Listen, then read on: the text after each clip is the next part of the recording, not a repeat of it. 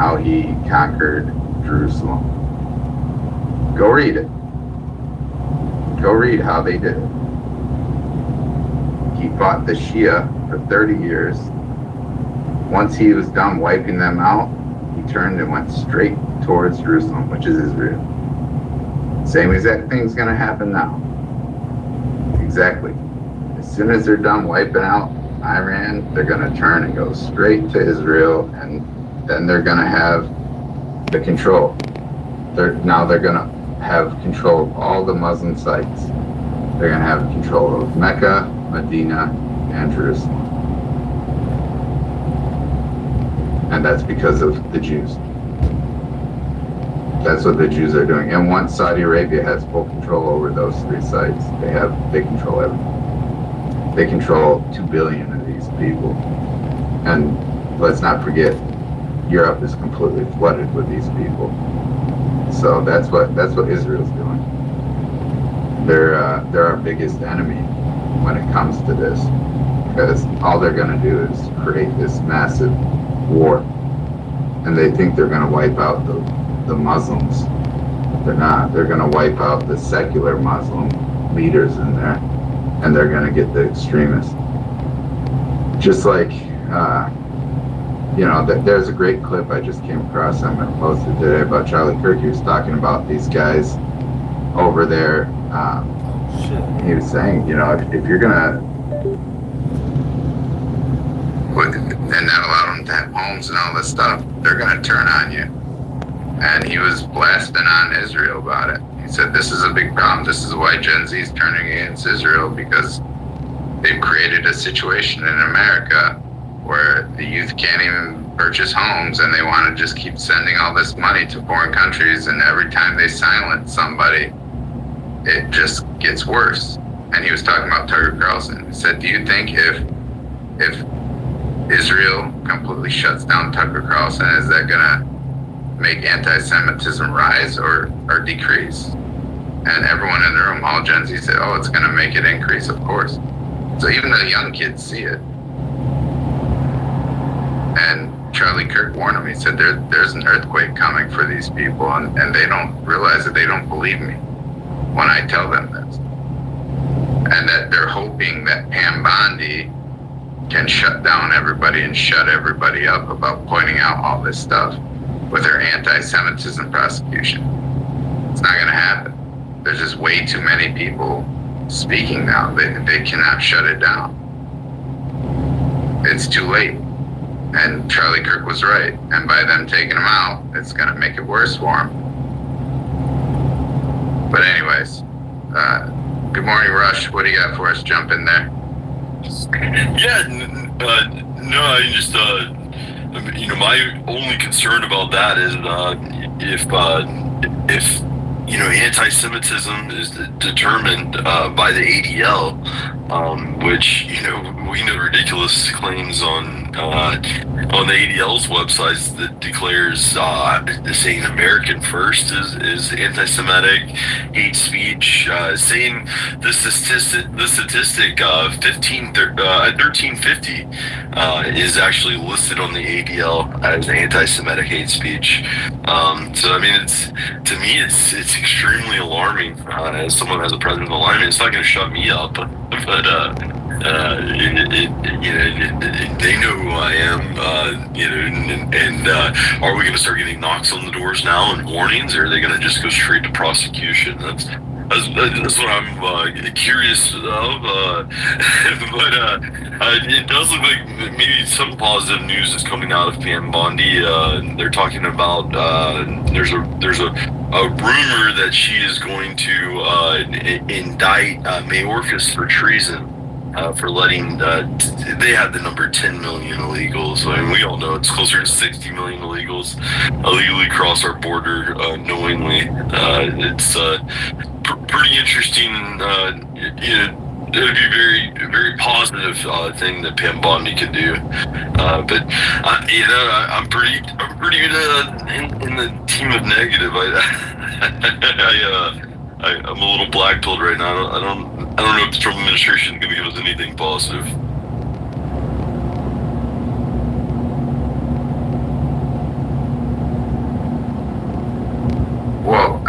he give us anything positive?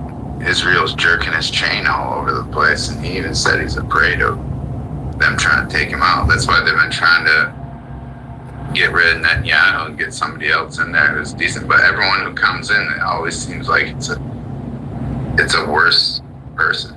Like every single time, it just keeps getting worse. So I don't know. And Israel doesn't want us to end birthright citizenship, you know. So yeah, we'll see what comes of this whole thing. And I'm reading here. Let me put this up real quick.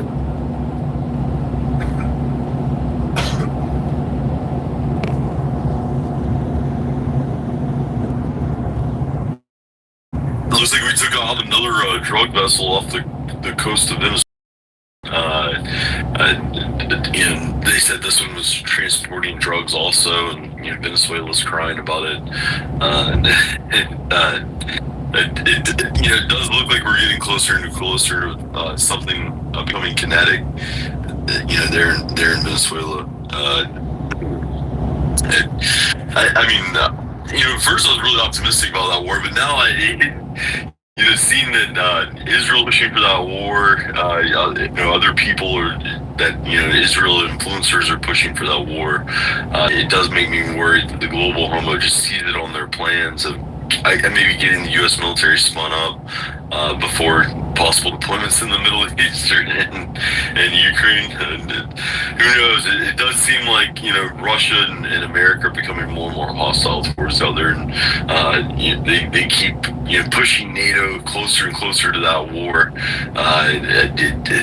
Trump's having a lot. I mean, he can't control everything, but he's having a lot of difficulty maintaining peace when you have Israel kicking the hornet's nest at a constant basis. But I am for you. Good to see you, buddy. Jump in there. Good morning.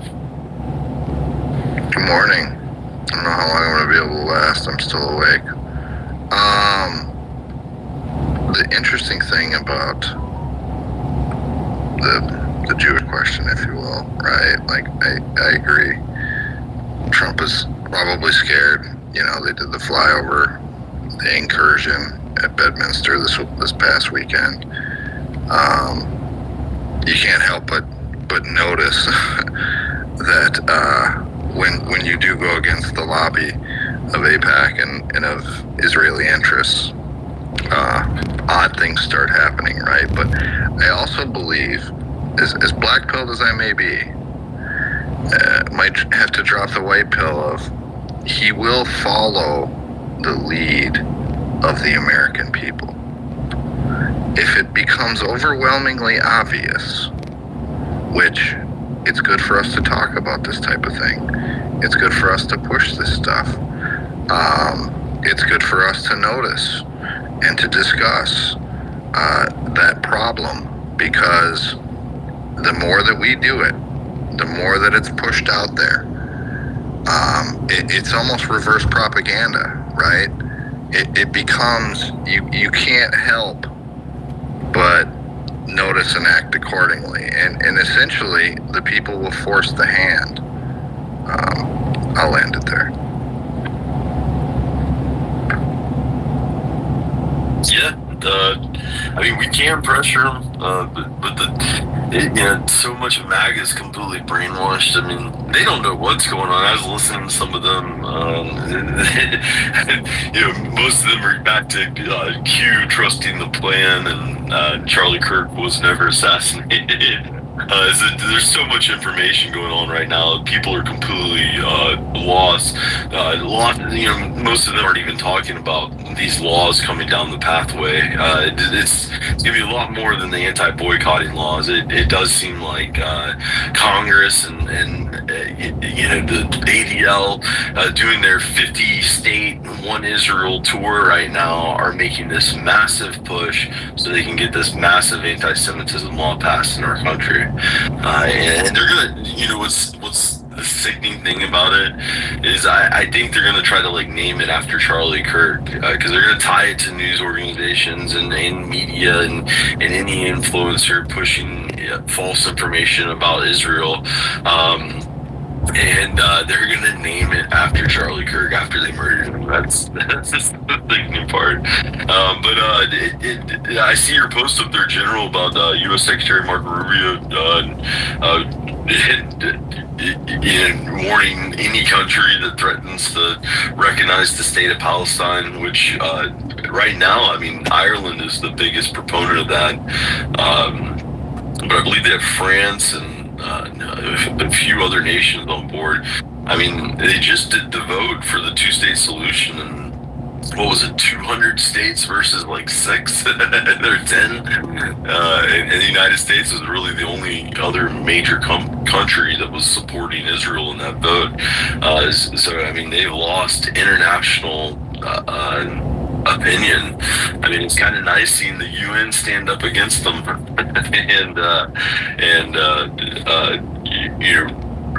prevent them from completely wiping Palestine out. It's forcing them to keep Palestine as a state, and I think we should remigrate all Palestinians out of America back to their homeland as soon as possible so they can establish their state. Well, I think we should do the same with Jews, too. Oh, did I say that out loud?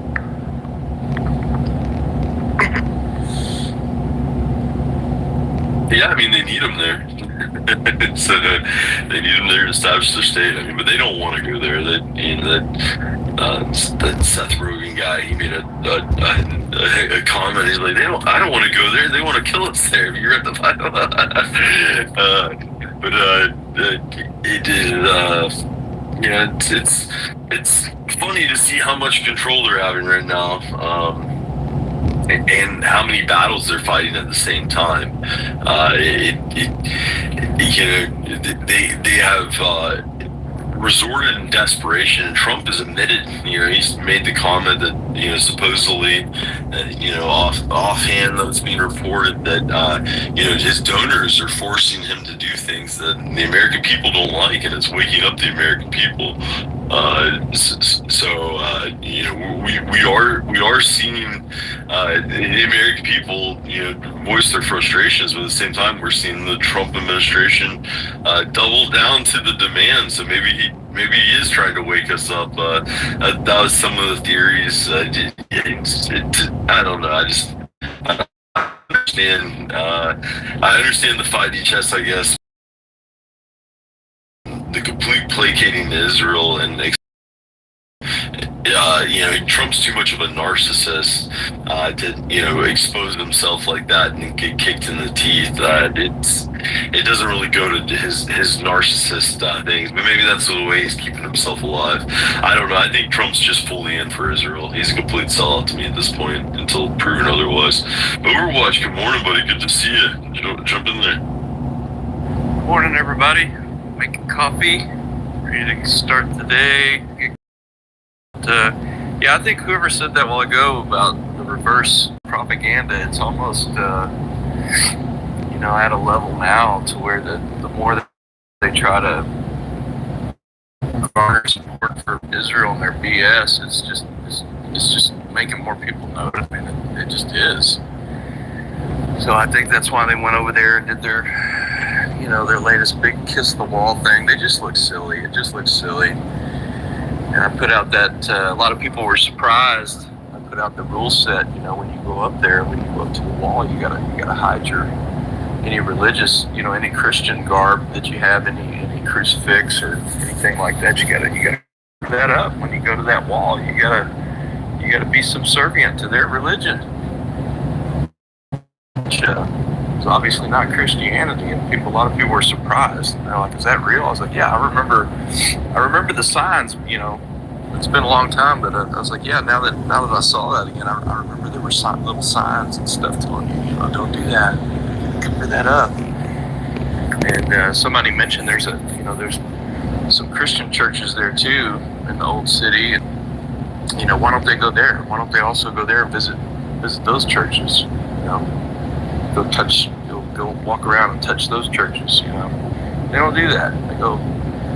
They go rub that magic wall of that magic rabbit's foot, that wall over there. It's really weird. It's really bizarre. I landed.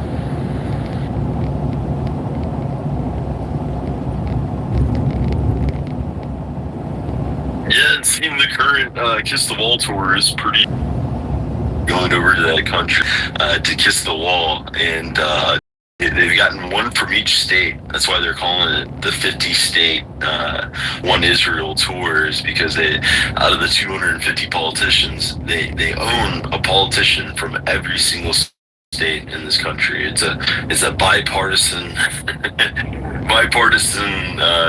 victory lap over America's corpse that I see them doing right now. Shame is working though. I mean, to see Kash Patel and him making all these pitiful posts of people explaining about how horrible an FBI director he is, and pretty much how worthless he is, and he's responding and like retweeting their posts and saying, that's not true. It's just pretty comical to watch the Kash Patel explanation for basically open airing cover-ups in front of our face, which causes stories to have inconsistencies and causes the American people to question the narrative, and causes the American people to question his legitimacy. And I think it is a great question. Maybe if we can use this proponent to get rid of Kash Patel, I think that would be a huge win. Oddly enough, they added another deputy director.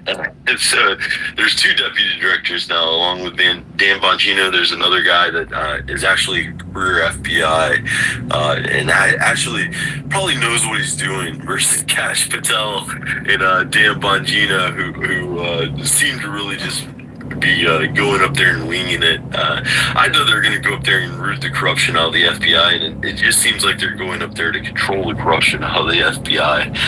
But maybe the talks of having another deputy director in the FBI, I guess someone to actually run the FBI day to day, maybe that is the pathway of, they're about to get rid of Kash Patel. Hopefully, I mean, maybe that's just optimistic thinking. But yeah, Overwatch.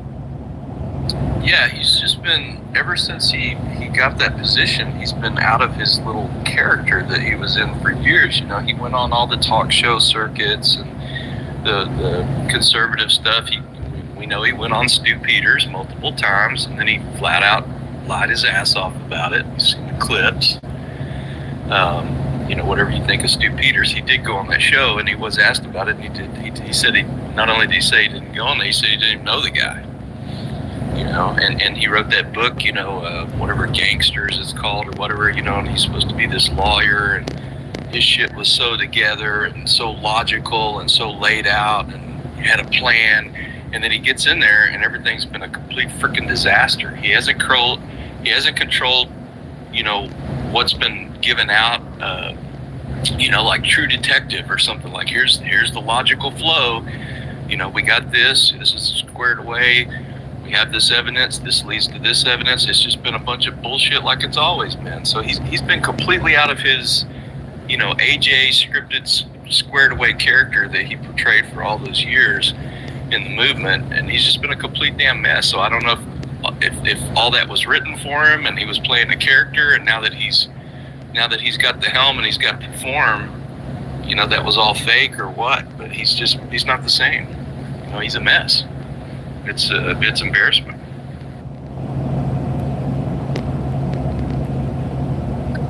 Well, just like you see at work, Overwatch, the Indians tend to crumble when under pressure.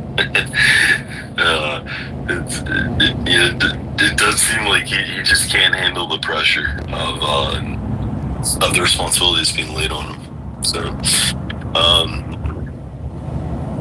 there's discussion that Nick Funes is surging and becoming the leader of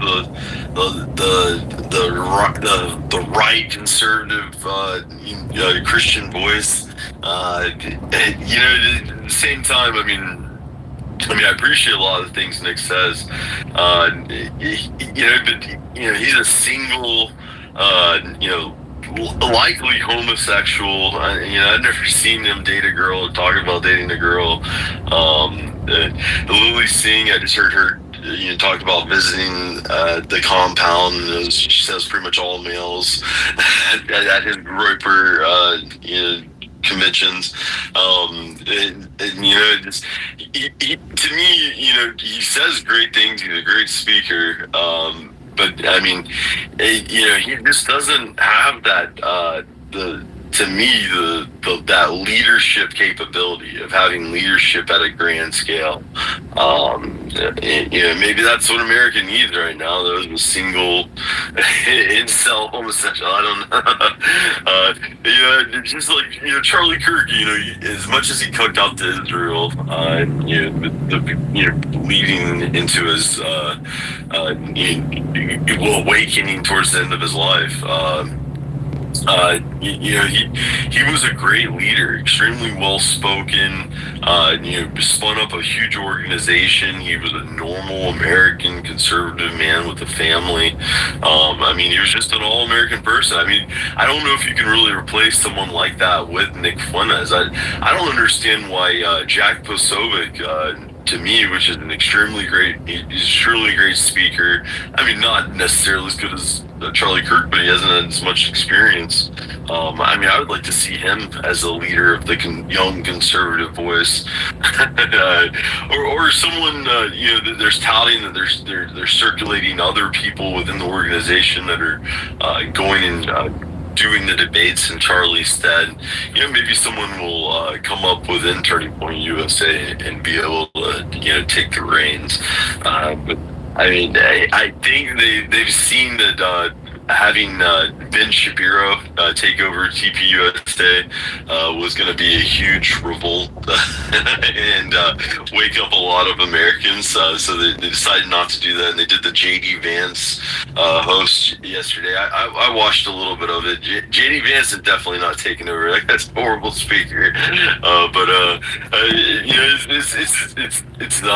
It's interesting to watch all that play out of who they're going to hand the torch down to. But yeah, we're watching.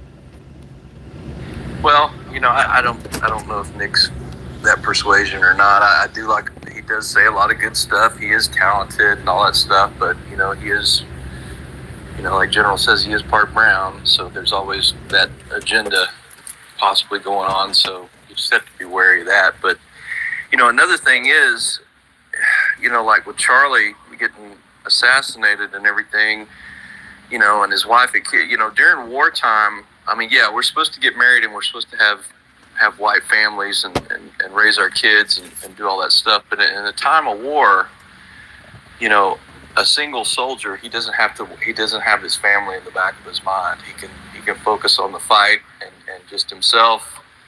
And I know there's a lot of nihilism in the world for just thinking about yourself. But in the time of war, you can be focused if you don't have a wife and kids back home that are possibly going to be under attack from these crazy SOBs we have running around right now if you're on the front line. So that is another tack. I hope all those Groyper dudes or whatever grow up and get married finally or whatever. But I just, I don't know. There's that angle too, So maybe Nick's just, and again, he took, I guess when he was 18 or whatever, he got the brunt of the cancel and everything. So probably messed him up a little bit at 17, 18 or whenever that happened, to have the entire world, come against you. So there's that. But, I'm not defending him. I'm like you. I think he says some good stuff, but I think he kind of, I don't trust him.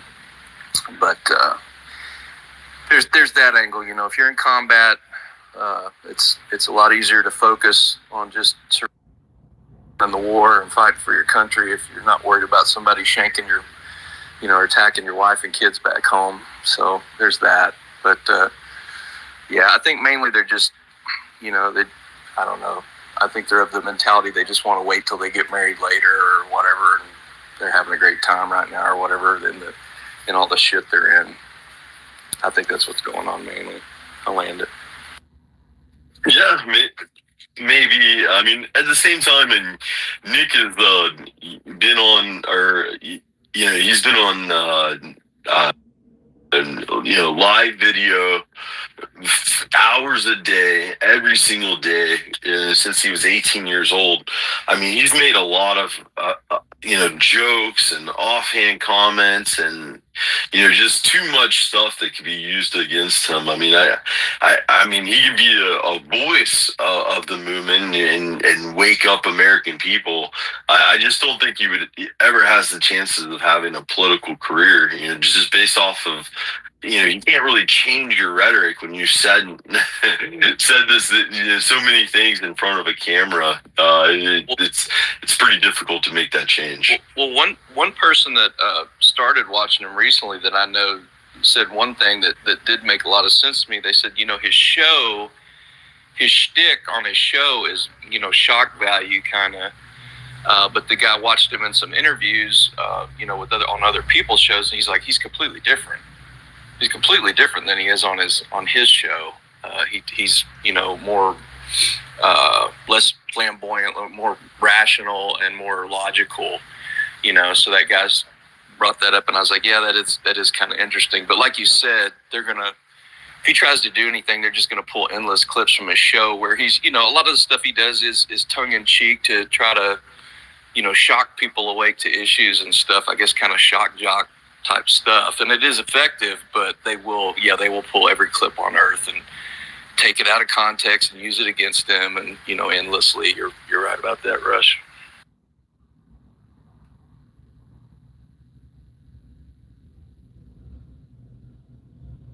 Yeah, I mean, it's interesting to see it all play out. We're continuing to see the cancel culture stuff roll through. I mean, a lot of people are championing that. Man, the compilations are huge now. So they're like 15-20 minutes of people, just dancing on the grave of Charlie Kirk. But one of the ones that was the most sickening to me is actually an old one. It had, I don't know if you guys have seen it. It had two little girls standing there, and the mom said, "Guess what?" And one of the girls popped up and said, "Donald Trump's been assassinated." And these are like 6 and 8-year-old little girls, maybe 9 or 10, just very young little girls. And the mom's like, "No, guess again." She's like, "JD Vance has been assassinated." It's like, these little girls, that they are basically hyped up and like smiling and giddy about the thought of a political figure's assassination. I mean, my kids, they make the jokes of eat the cats, eat the dogs, and those types of things, but they don't understand politics, and they obviously don't wish for the death of anyone. I mean, man, that was pretty sickening to watch. And I saw that video a couple days ago, and in the end, the mom's like, "No, Taylor Swift is getting married." It had nothing to even do with politics. So this is an older video from a couple months ago. Well, now it turns out that they have found out that the girl's father is a lieutenant colonel in the Army. I mean, that's crazy that his wife is at home indoctrinating his children while he's out leading, the thousands of men. I mean, it's pretty crazy. I mean, I'm against people being doxxed, but that guy definitely needs a psychological evaluation for him and his family. If his wife has his children indoctrinated to wishing for the death of the commander-in-chief and the vice president, it's pretty crazy stuff. But yeah, Overwatch, go and respond, and then you. Yeah, that was really disturbing. That mom is And yeah, just I actually had the conversation yesterday at work with around some other NPCs and stuff, and they were talking a little bit about this, and I just came out and told them. I said, listen, I said, the other side has been doing this. They were complaining about the people losing their job, over the comments about supporting murder and stuff. And I just explained to them. I said, you guys have canceled people for 10 years or more for nothing, for BS, for hurty words, for calling people an ist or an ism, and I said, and you cheered it on, and I said, now these people come out and they're clearly nuts, they're clearly dangerous, and they're supporting criminality and murder, like openly, supporting it. I said, so of course they're going to lose their jobs, and that, I said, you made people like me lose my job for nothing, for just an opinion, a true opinion, a constitutional opinion, and these people are openly, blatantly supporting criminality. I said, that's the difference, and there is no false equivalency with that, and we're not going to take it. I said, they're going to lose their jobs, and I said, they are losing their jobs. I said, there's teams online working to identify them, and they're losing their jobs, and they got quiet. They didn't say anything. They just got quiet. They couldn't. What could they say? I said, so it's your little game is now turned on you. I said, so get some popcorn and enjoy it, And I said our side is right, and so it was really interesting. I landed.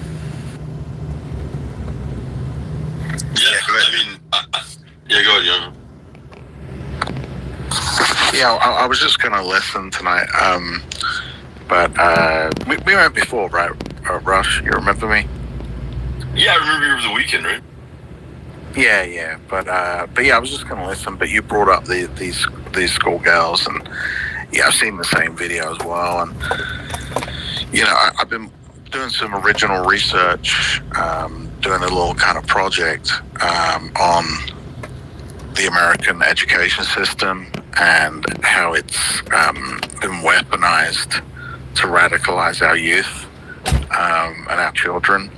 And this is basically like an MK Ultra type, CIA style program where, the schools are being used as terrorist training camps, essentially. I mean, we went into Afghanistan, right, because the Taliban had terrorist training camps. Well, we have 100,000 plus academic institutions in our own country, and there's over $1 trillion in funding a year, and they've all been weaponized, all of them.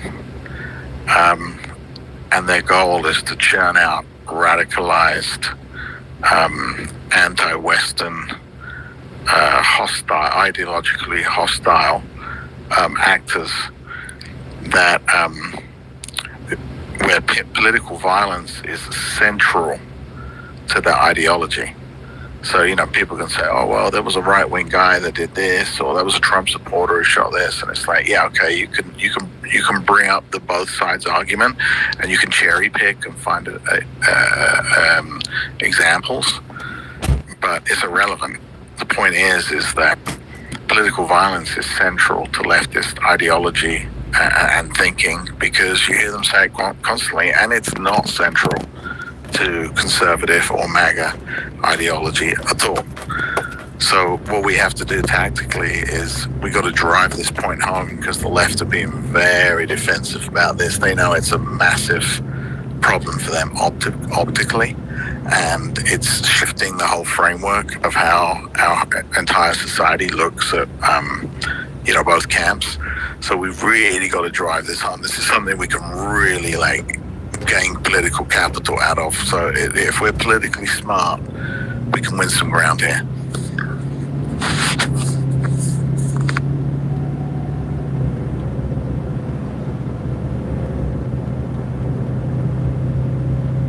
Yeah, I just worry that we're we're opening up a wormhole, and yeah, as long as we're in power and they're going after leftists, and they're stopping this indoctrination, it seems positive. But as soon as the left are back in power, then they're just going to turn it against the right, and basically just go down the ADL list, and everyone in the right that says negative things about Israel are going to tie those people up. I mean, it's a slippery slope once they invalidate our Second Amendment rights and deem things hate speech and things that aren't considered free speech. And then I'm just not a fan of any of the doxing or canceling. I think we should be able to have public square and public forum and be able to debate the ideas. Obviously while remaining civil. I mean, that's the thing is the left has become uncivilized. But it looks like General's got another post up there of I gotta go watch that video. But it's got Jack Civic up there. Yeah, Rush. Well, it's Destiny up there making a statement that you need conservatives to be afraid of getting killed, and that's how they silence people who are conservatives. This is their ideology. This is the Marxist ideology that they've pushed into the left, and that's their position. You need to intimidate people through violence, not through winning a debate. You have to be violent. Yeah, go ahead, Overwatch.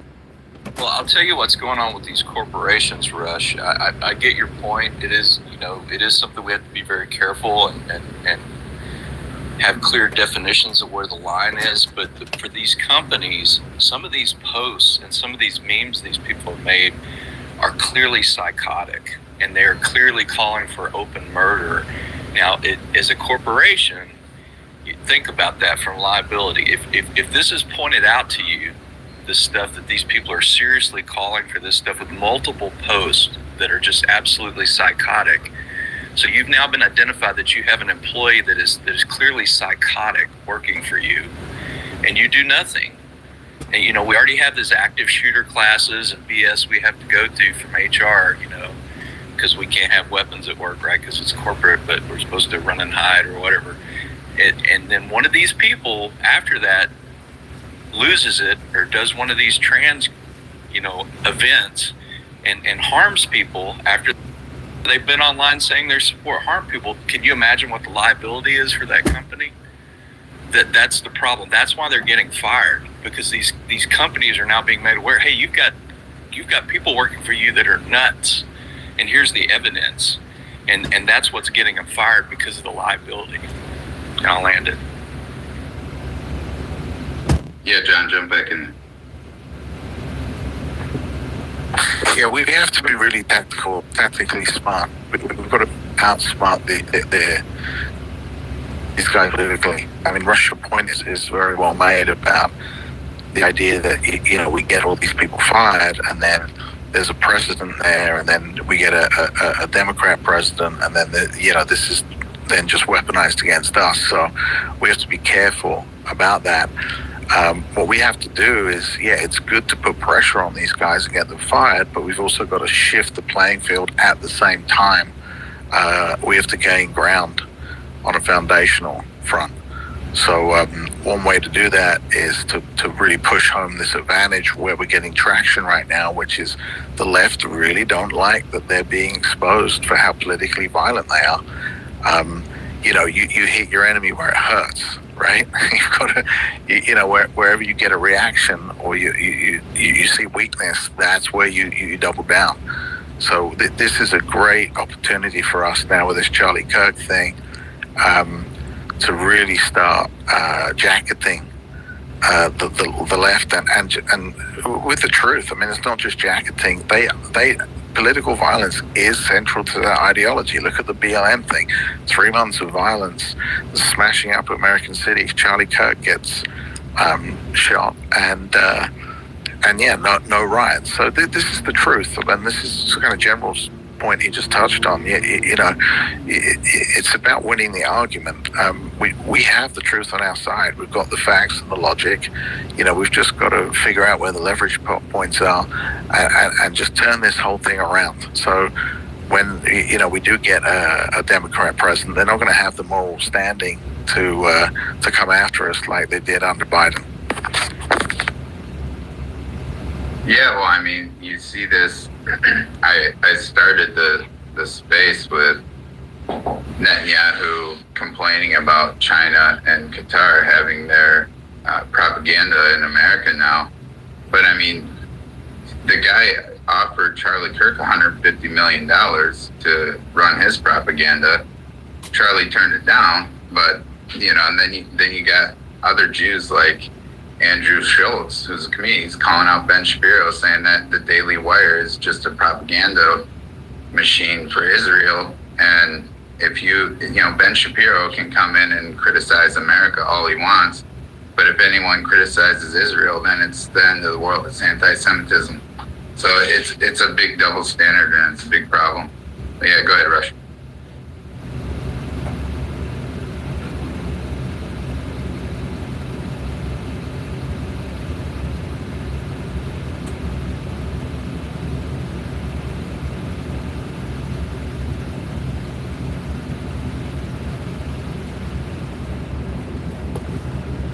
Looks like we lost Russ. Can anybody hear him? No, I think he might be away. But yeah, this is the kind of double standard that these guys have, that they're scared that they're losing control. And Charlie Kirk he was warning Israel that an earthquake is coming for you guys because of the behavior of these Jews in America, and he named them as the leftist Jews, who are the billionaires that are out there pumping the Marxist ideology. They're flooding our country with millions, tens of millions of illegals, and he said this is going to backfire on you guys. This is a complete crash of what you've been trying to do. It's going to explode on you like an earthquake. And they laughed at him, and they didn't believe him. But then he sat down with a bunch of Gen Z, a bunch of young kids, and they all said the same thing. And it's like, and Charlie Kirk said it. He said, I'm not anti-Israel. I don't hate Israel.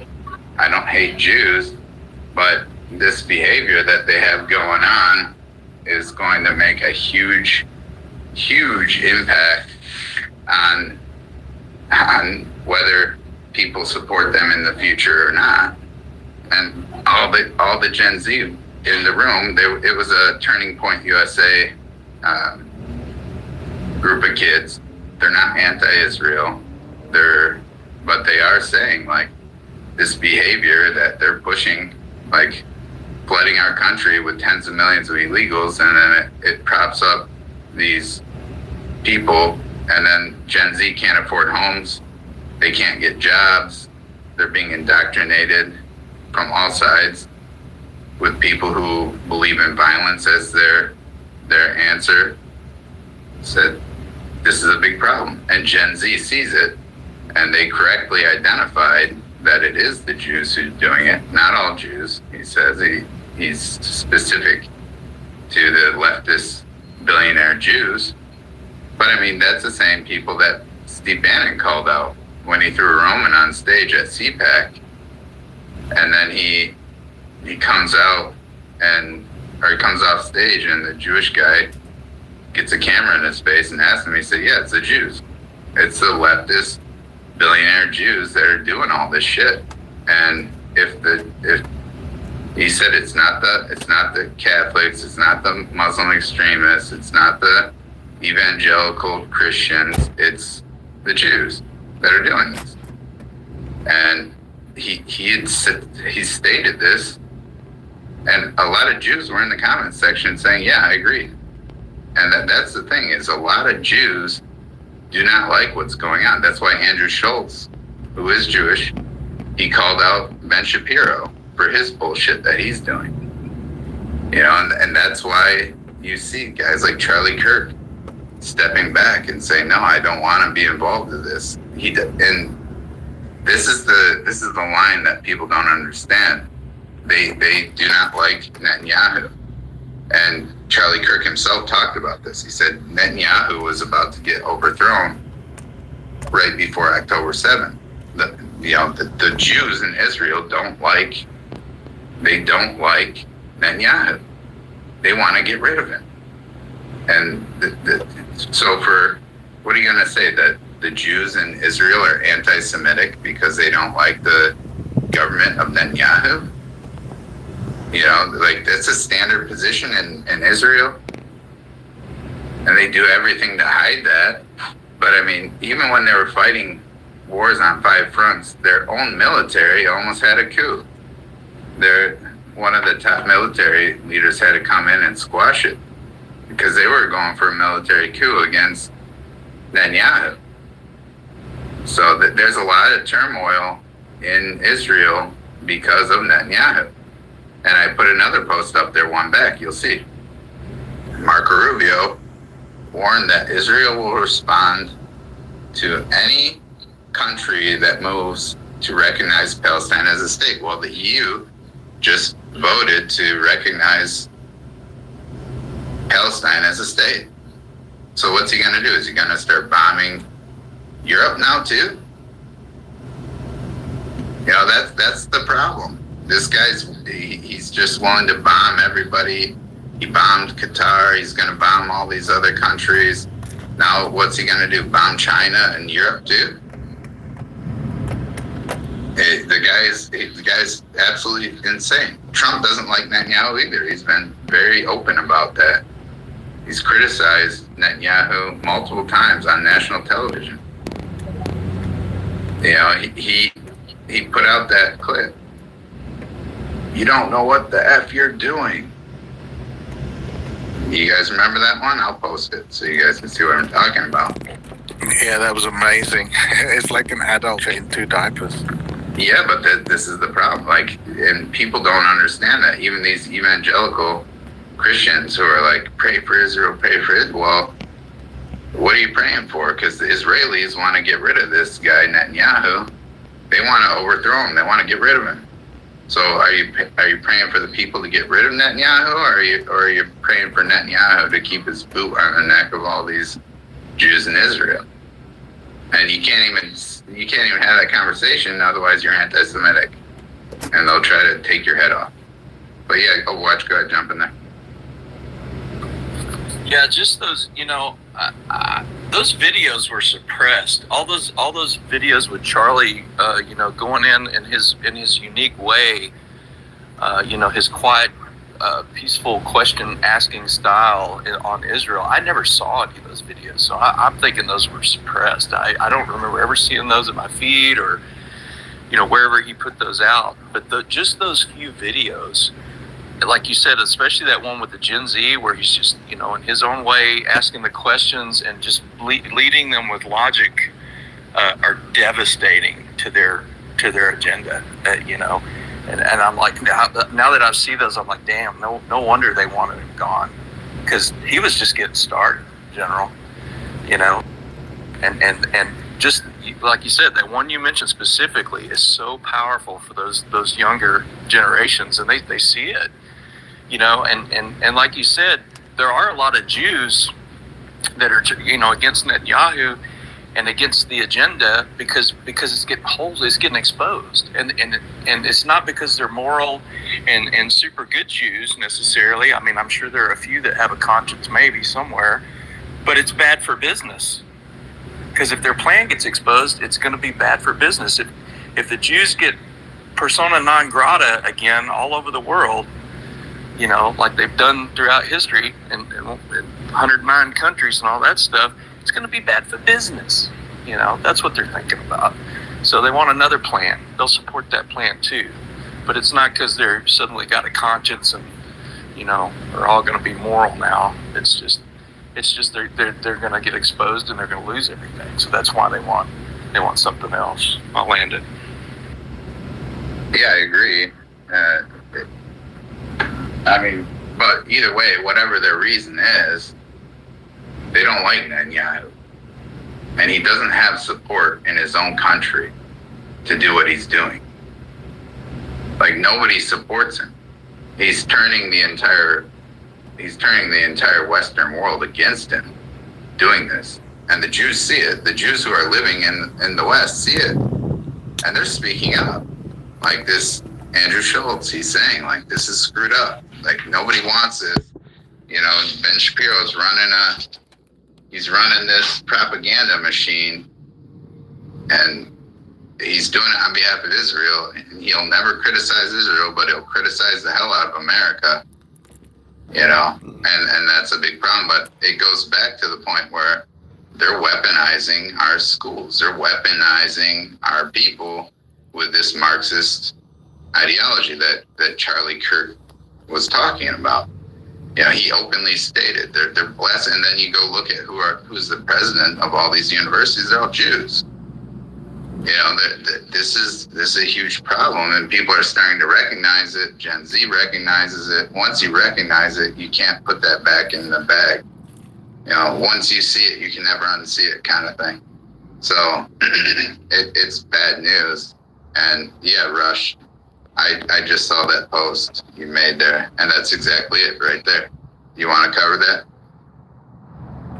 Yeah, I mean, we all know the radical left is to me, I feel like they've gone after the mentally ill of our society. I mean, we all knew those recluse oddity people when we were young, and they've weaponized and vulcanized that entire group, and now you have those transgenders shooting up schools, and these groups of transgenders getting together to kill Charlie Kirk.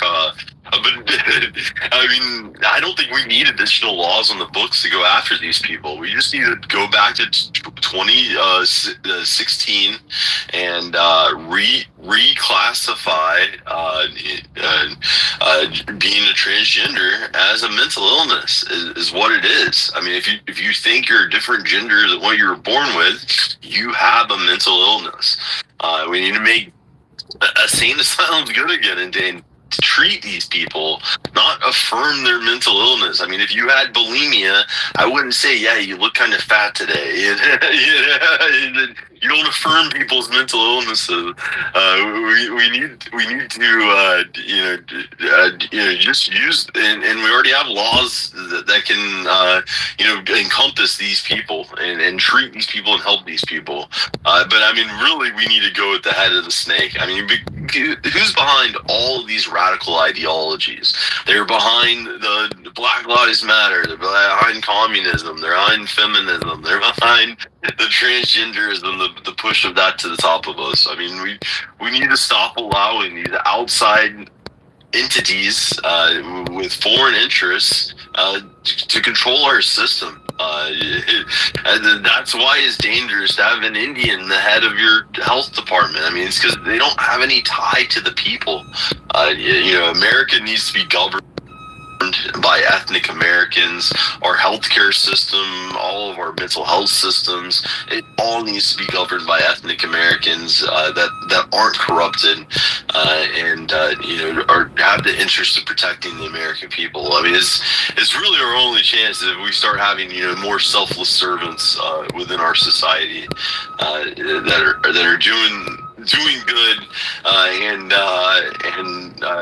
not succumbing to being paid off or influence. We have to turn the tide and wake up people to who our enemy is and who's been doing these things to us. I mean, Israel and Mossad are behind so many of these things, and that to me is what's so frustrating because we have our politicians kissing the feet of Israel and Mossad this week as we speak. But yeah, John, jump back in there.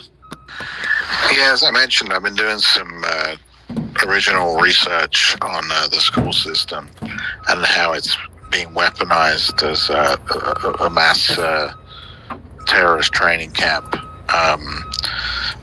So you guys, obviously everybody's familiar with the school shootings, right? Virginia Tech and Columbine, these kind of horrific incidents.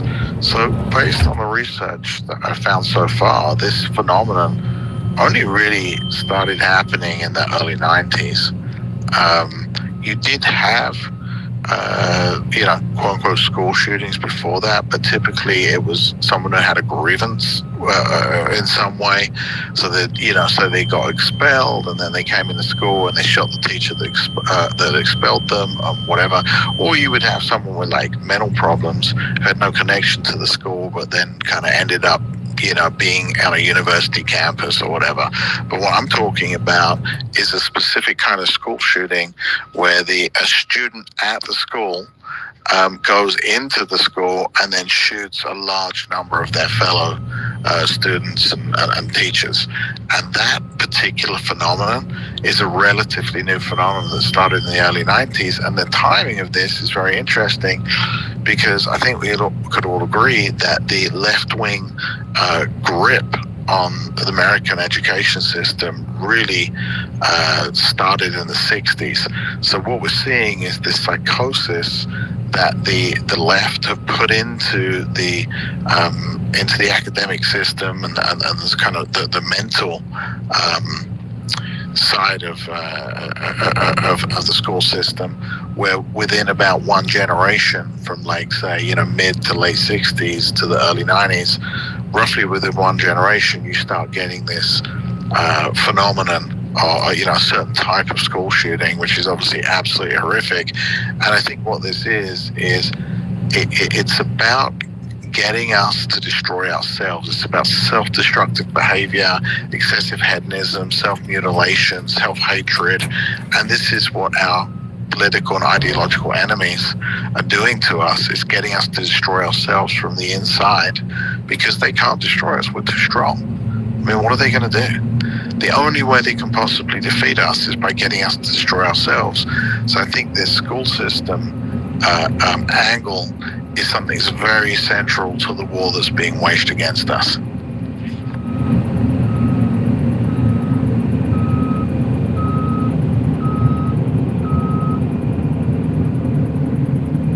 Yeah, I mean it's been our system's been weaponized against us, against our people, and it's taking advantage of the weakest of our society, and this is all by design, and they've done it before. This playbook, it is a bit frustrating. I mean, who are the politicians and the leaders that are going to stand up for America? I mean, right now it looks like all we have is Marjorie Taylor Greene and Thomas Massey. Maybe it's not looking too good for the whole team during this. But I mean, Rush, don't you think this is a crime against humanity of epic proportions when you capture a school system, inculcate psychosis into the students, the young and the vulnerable, which then manifests itself of them shooting themselves and each other in the most horrific ways imaginable? I mean, it's hard to think of many worse crimes against humanity. Wouldn't you agree? Well, I mean, I think the school system isn't necessarily indoctrinating them to do the shootings themselves. It's indoctrinating them to make them vulnerable for that, and to being easily influenced and pressured into that.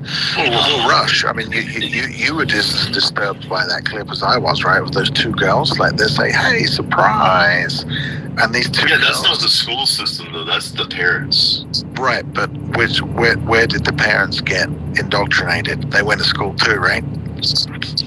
No, I mean, people are being indoctrinated like that in the school system. But the parents are indoctrinating those children, and the children are bringing that to the school and indoctrinating other people.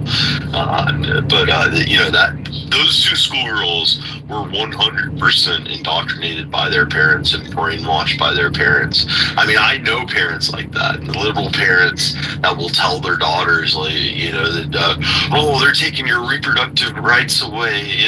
They're making it impossible. They're going to force you to have have babies. It's just it's those liberal, brainwashed parents. I mean, I think liberalism is a bit of a mental disorder also.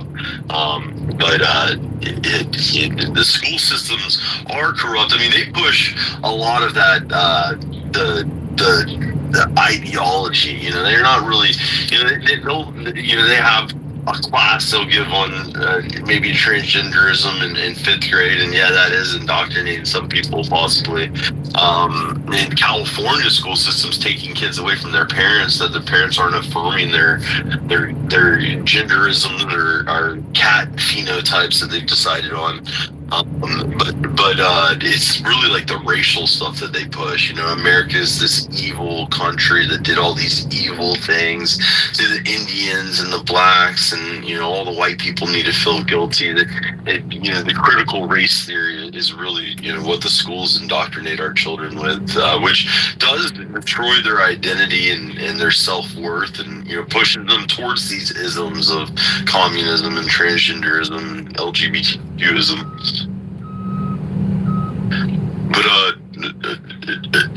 But Cookie, good to see you. Jump on in there.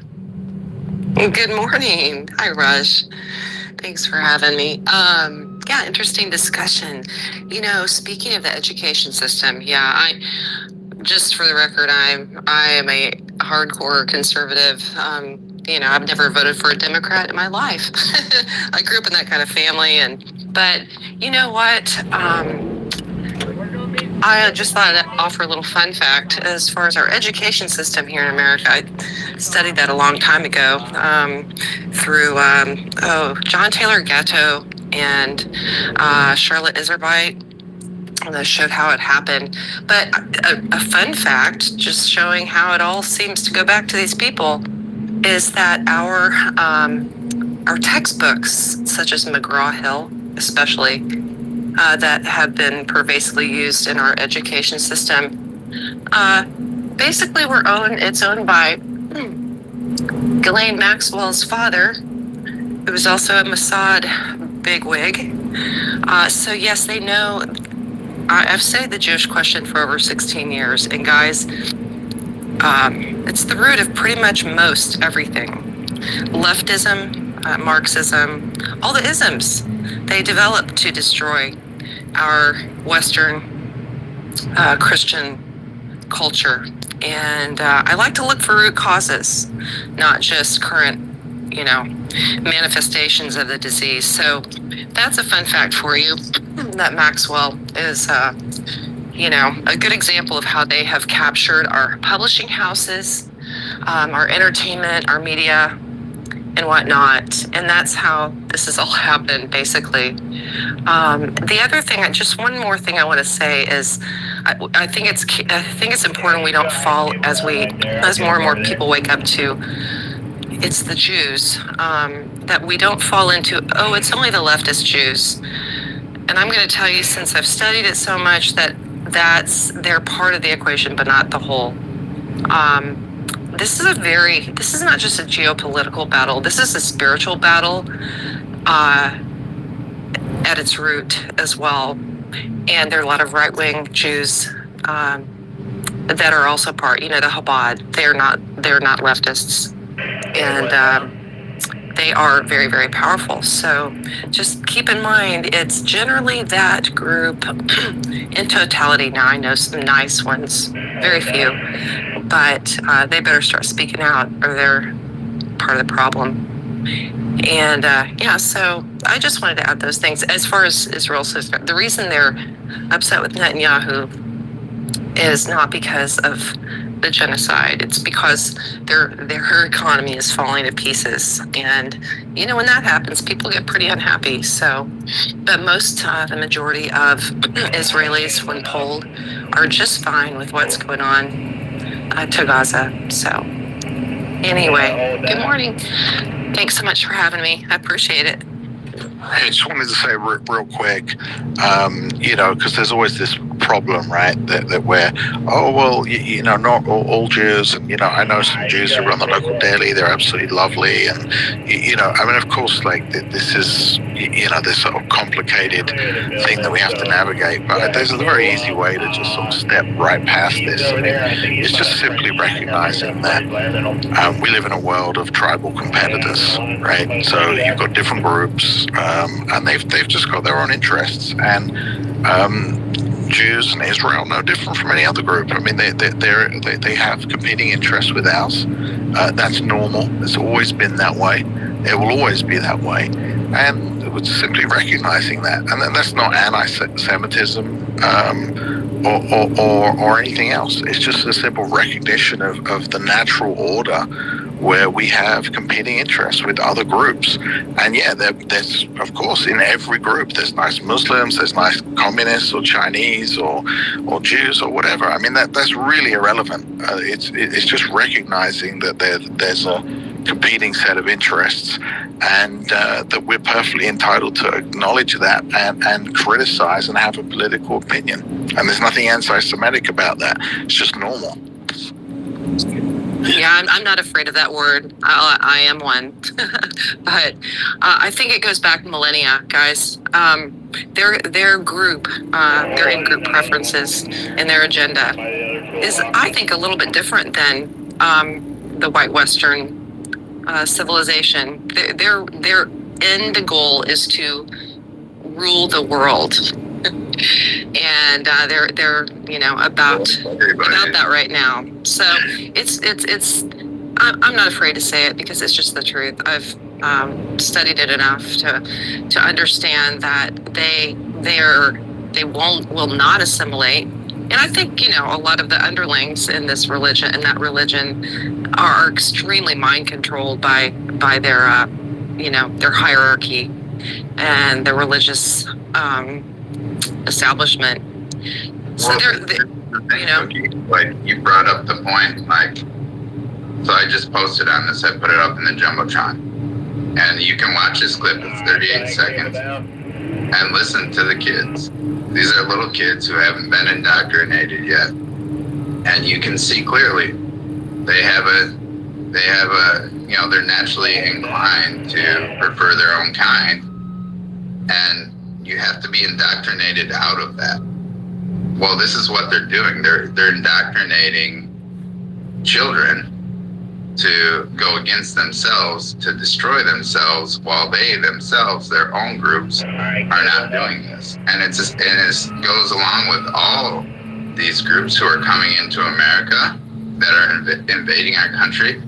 None of them are going to assimilate into a system designed to support white people who are the majority, because they want control. That's why they come here. They come here because they want access to our resources. They come here because they want access to our military. They come here because they want access to our strength to wield it on their behalf. Okay, so they're not going to go along with anything like we see, like Harmeet Dillon, she was screaming like, oh, there's so much bigotry against Indians. And it's like, well, how do you think Americans have been feeling? White Americans have been the most demonized people in this country for a long time. And you're crying about Indians, and you're expecting white males to relate to you? Like, no, get out of our country. And so, yeah, this video up here perfectly represents how children are just naturally, they're naturally inclined to their own people. All children are like this, by the way. All of them. Every group of children are going to choose their own kind. This is a survival instinct. So when they go to school, and like you said, with the Robert Maxwell Publishing, which turned into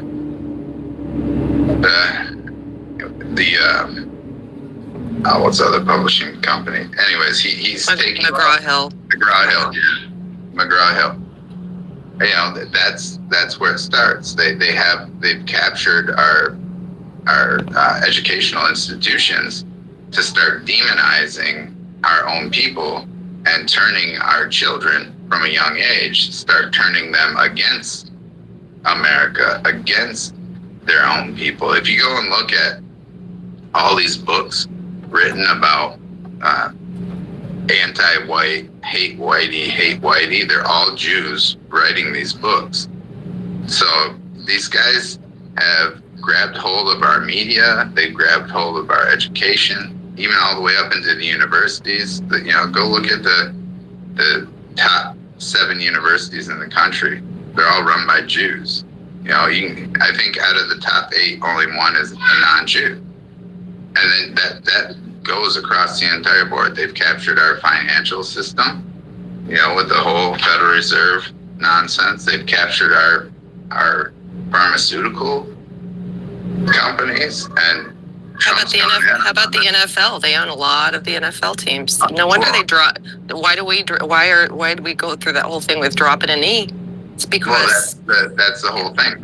They own the entertainment, they own the media, they own the pharmaceuticals, all these things that have been killing Americans and demonizing Americans and trying to destroy America. They're sitting at the head of all of it. To Trump's credit, he has gone after the pharmaceutical industry pretty heavily. He forced them all to come back to America, give us the lowest prices in the first world, and he keeps putting more and more regulations on them. I'm curious to see. I mean, he's gone after the media companies as well, and their banks.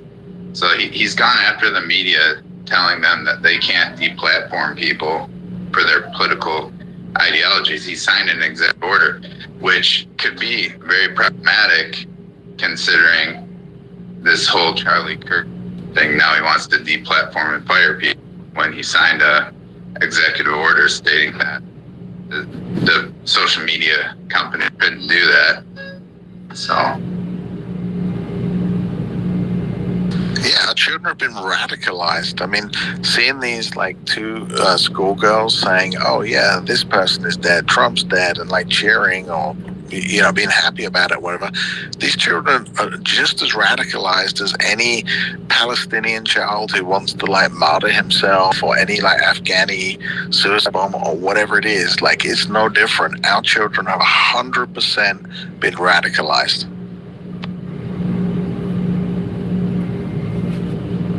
yeah, it's a big problem, and these people are responsible for it, and that's how they've done it. And Charlie Kirk called them out.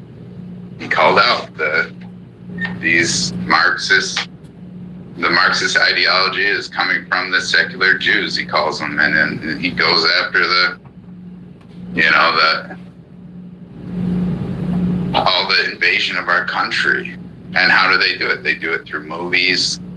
They do it through education. I mean, anything that you turn, the ad agencies that run all these ads. Why do you think the ads are the way they are?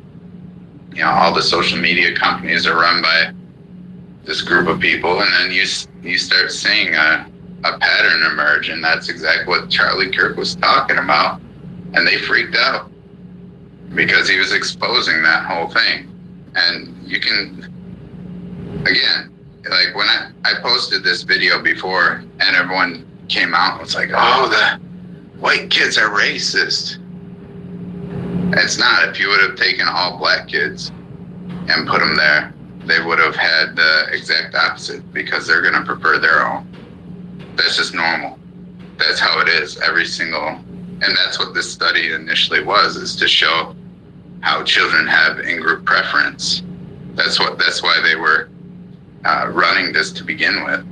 But it's all, anyone who sits there and says you're racist, they've been indoctrinated. Anyone who comes and says you're anti-Semitic, they've been indoctrinated.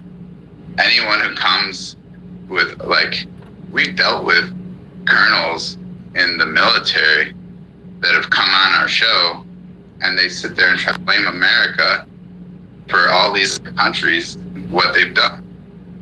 And it's not America. It's not America's fault.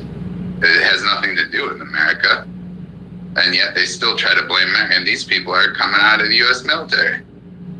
So that just goes to show you how heavily these people have been indoctrinated, just like those girls dancing on Charlie's grave. Their father's in the military. You know, this is, it's just mind-blowing at this point that the indoctrination, I mean, even going to church, the church has got these people going full-blown indoctrination as well. You know, to the point where Ben Shapiro, when anti-Semitism started running out of control, he started telling people, go back to church, go back to church. You need to get back to church. Because he knows the churches are an indoctrination center for these people. But Moni, go ahead, jump in there. Good morning, everybody. Great space the past couple of days. I've just been listening with everything that's going on. But one of the things I found fascinating is a lot of the people that are speaking out against or for Charlie Kirk's assassination, which it was an assassination.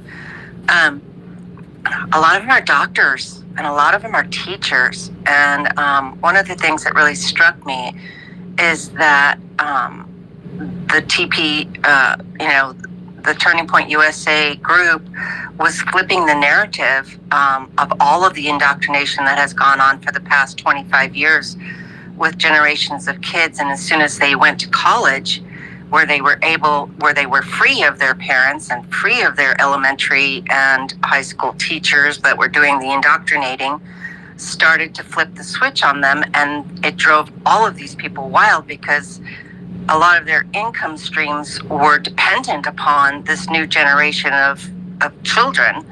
And it totally flipped the nut on it, and it drove them all crazy because a lot of the programs in the elementary schools that were federalized, where they got their money for all this trans education and all the wokeness and everything, they're all gone now, and they've flipped it back onto the states. But I'm in California now, and California is going full bore, on it. But I was very encouraged by all the demonstrations in support of Charlie Kirk, which makes a huge difference. But it really struck me, Marjorie Taylor Greene said that when the Senate went on their month-long vacation during August, that big, beautiful bill wasn't even finished being written yet. And now they're all in Israel getting, paid for by lobbyists to, they're going to sneak all of these little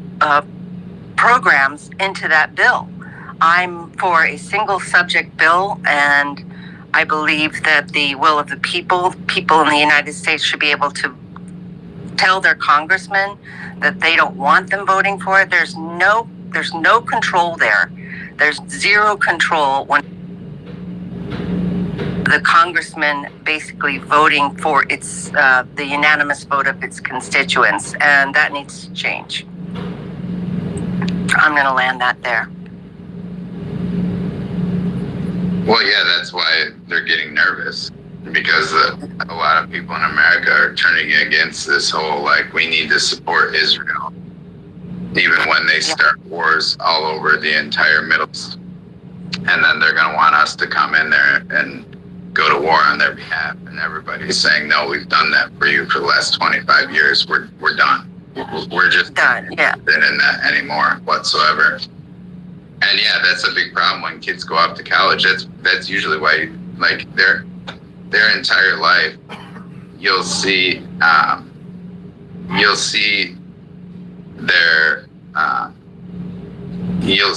they get indoctrinated their entire life, all the way through school, but they're still surrounded by their family, so they still have a grounding. It's when they go to university and move away from their parents when shit really gets crazy, where they really kick it into high gear because they're no longer surrounded by their family to ground them in any type of family values or American values, and they're on their own, and they can easily be indoctrinated at that point, the final stage of the indoctrination. Yeah, my son was at probably the most woke school. He was at San Francisco, and he was telling me during COVID that I said, "Oh, so is this going to delay you graduating?" He goes, "Oh, hell no, Mom. I got to get the heck out of here. This place is insane." The amount of propaganda that was being pushed down their throats at that time, especially during COVID, was nuts.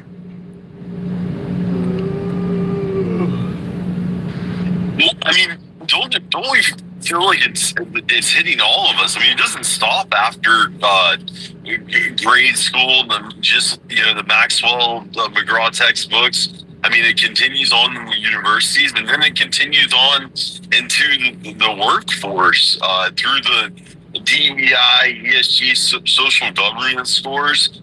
I remember thinking the same thing. I mean, this is insane. They're getting all of us at all levels. I mean, we have more levels of propaganda being shoved down our throats. So, I mean, everyone that's awakened to that, I mean, it just shows, your cognitive reasoning and your ability to see through the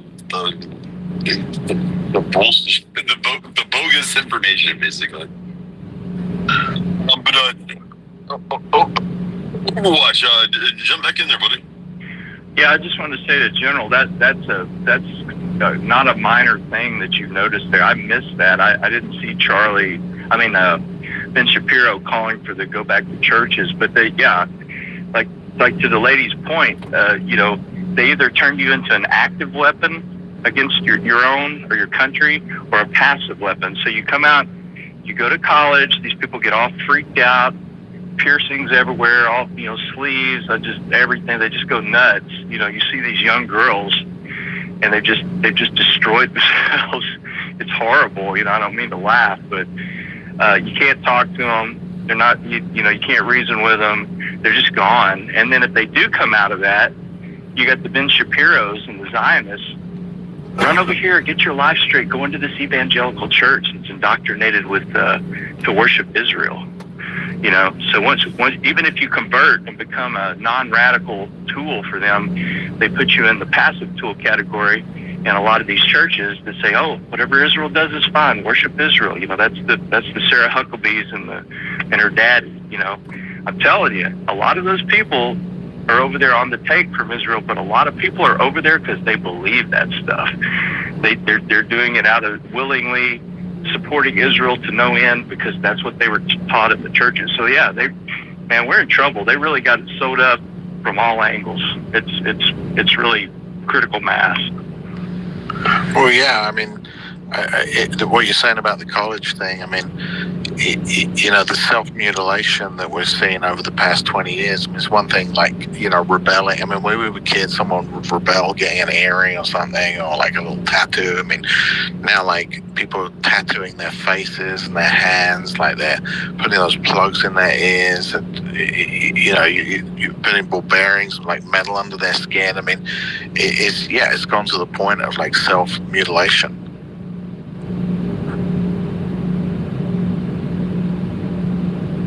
And this is a result of all the program. I think they've got an entire... Yeah, I mean, I think they got an entire generation with that self-mutilation of the nose ring. I mean, it used to be extremely rare to see, and it was it was a unique thing. You're like, oh wow, you're really weird. Now it's so common that it's almost seen as socially acceptable, and that to me is even more weird. How many people have those nose rings, and how quickly that Overton window, and I mean, but there are people that have oddities of appearance and those types of things. I mean, it's the Marxist devotion to the cult. Worshiping, it is that left-right paradigm. I mean, those people worship leftism. This dichotomy of feminism and worshiping Muslims, worshiping the blacks. Pretty much a group of all ideologies that constantly, conflict with each other. It's hilarious. That left-right dichotomy, I mean, it's put there in place, and they are pushing it at a mass scale right now. You see the divide. I mean, Marjorie Taylor Greene texted yesterday, we need a national divorce. I mean, is she calling for civil war? I mean, it does seem like America's divided like never before. I'm not sure if we're going to be able to, right the ship and undo that divide. And I think the one thing that would bring America together, it would bring the pro-Palestinian leftists and as well as the people that are tired of their country being controlled by AIPAC together. If America in unison turned against Israel and stopped supporting Israel, I think it would be that unity that America needs. Well, I mentioned what we have to do is take control of the culture, right? I mean, that's really what it boils down to. Somebody has to say no. Somebody has to be the adult in the room. Somebody has to say take charge. So I mean, you just pointed it out, right? These sort of teenagers who go to the extreme to the point of self-mutilation. I mean, this is like sort of like a self-loathing, right? I mean, you don't see Muslims doing this or other groups. This is something that's coming out of that kind of white liberal kind of college culture, and this is all about the sort of self-hatred being directed and inflicted on the self, right? I mean, which 20-year-old has like tattoos all the way up the neck, and this is all an expression of the self-loathing and the self-hatred that's being brainwashed and programmed into our students in the school system. Yeah, I mean, they have more levels of propaganda being shoved on them, and lots of them are susceptible to it. They're falling for it, and it's meant to demonize and destroy their identity. And that's the reason I volunteer my time to coming into these spaces, because I was awoken on these spaces. I connected some of the dots, but listening to the general discussing with everyone else, and just hearing that consensus of voices. I mean, it really woke me up to so many things that I was purposely fighting my own natural instinct, and that's what it is. And they've stolen our identity away from us, and that's why it's so great that we have the Ethnic American Project with ethnicamerican.org.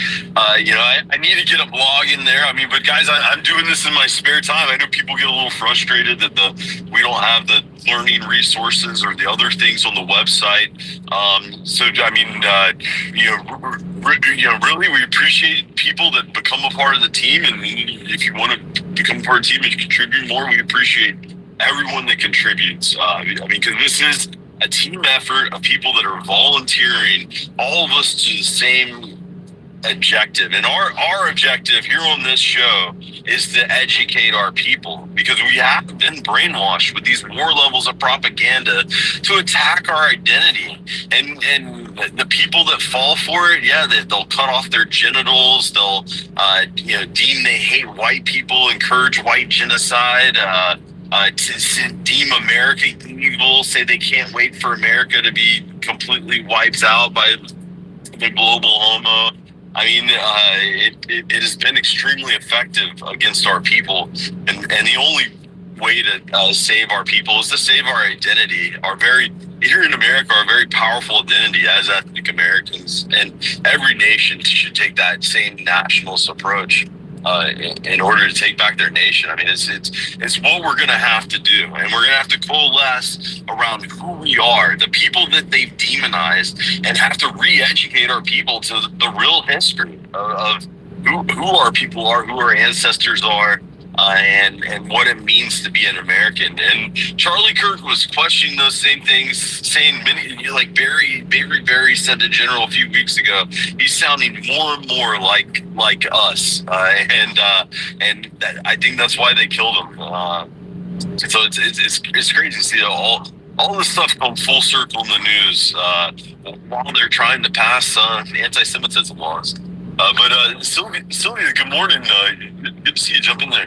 Good morning, Rush and General. I learned yesterday this. I didn't realize how crazy it gets. So, this roommate of the Tyler Robinson, a Kirk shooter, he apparently was a male trans into a female, and he's also, or he, she, it. I don't even know what they to call them. He identifies also as a furry. I never knew what a furry was. So these kids identify with an animal. It identifies as a beaver. She might eaten too many trees or something. You know, I'm very much with animals, and I don't believe in kill shelters. But in those cases, we might need to bring back kill shelters. It's getting so crazy. I'm so glad my kids are adults now. I can't imagine raising kids in this insanity. Yeah, they're setting up litter boxes in schools because there's those furry kids that identify as a cat, and they're setting up accommodations for them. I mean, it's sickening. I mean, but it all goes back to our identity being attacked with more levels of propaganda, and the only way to circumvent that is taking our identity back. Well, yeah, I mean, you know what this is about is Western civilization, right? Go ahead. Sorry. No, go ahead, John. But I mean, it looks like we got a bunch of hands up now. If we could get back to I'm sorry. I can't see. I can't see any hands on my end. So I'm sorry. I couldn't see that at all. I don't see any. But yeah, go ahead, buddy. I think it was Cookie, and then we'll go to you in country, and then back to you, John. You can jump back in there, Cookie. Thanks, Rush. Thanks. Yeah, you know, I think in when we are trying to solve a problem, we have to look at what's gone wrong. That applies in military strategy and also baking recipes. You know, we can't solve a problem until we realize what went wrong, what tactical errors were made. I think all of us can agree on that. And the reason I say that is because, you know, I've just been reading a lot. The problem with allowing this certain tribe to, you know, wiggle their way in under the cloak of darkness and then, you know, subvert and take over is it goes back all throughout European history. And you know, the Europeans have been having, and Americans, of course, and all of the outcroppings of the European people have been one of the mistakes that has been made time and time again. And I don't, you know, I'm a big believer in, if I made a mistake, I'm going to tell on myself, you know, and I think we have to be courageous enough to look at where we went wrong so we don't do it again, because this mistake keeps getting repeated, allowing these people to be anywhere near, you know, the levers of power and finance and whatnot. And the reason I think that the mistake was made in allowing the tribe to get anywhere near influence is you know, basically because of greed. You know, we have traitors in our ranks, and they are probably, I'm more upset with them than the Jews themselves, because you can just read history and realize that our ancestors, while they were amazing, and I love Europe and European history, and I love American history, but it's when we need money, we go to them, and then they enslave us, and we let them in our government. I mean, Jews were made naturalized citizens in this country in 1740. In 1787, at that time, it was common in most states, colonies, that for anyone who could serve, you couldn't serve in government unless you swore an oath to the Old and the New Testament. But a Jew named Jonas Phillips lobbied Washington. Yeah, that's right. And our founding fathers to please, we're patriots. Let us serve and do our patriotic duty and help serve and lead this country. And they changed that. And I know that happened in different states at different times, but it was just, that was the little crack in the door, and it was the Trojan horse. So we have to understand that throughout history, we have done it. In some ways, we've done it to ourselves because we've trusted them and we've used them to further our goals in some ways. And I think we can grow out of that. I think we can become better than that. But it's going to be a big project. So thanks, Rush. Yeah, thanks, Cookie. I mean, traitors are the worst amongst us, and we're infiltrated with traitors that have put their own personal self-interest above this, the nation as a whole. I mean, but a lot of that goes back to having our identity stolen away from us. I'm not going to convince the Somalian invader to stop invading me, or the Mexican invader to stop invading me. I have to convince my people that we are a nation of people that have existed here. Our founding fathers know you can't have multiple nations. Multiculturalism's never existed, throughout all of time. And we need to identify who we are as a people and unify around that. And realize that everyone else that we deal with, you can trade and have commerce and have organizations with everyone. We can live in a great world, of helping each other. But at the same time, our nation should be controlled by our people, and that the fact that we have congressmen showing up to congressional hearings to vote U.S. law, and they're wearing the uniform of a foreign nation, and when they're questioned about it, they say, well, you have your flag, I have my uniform.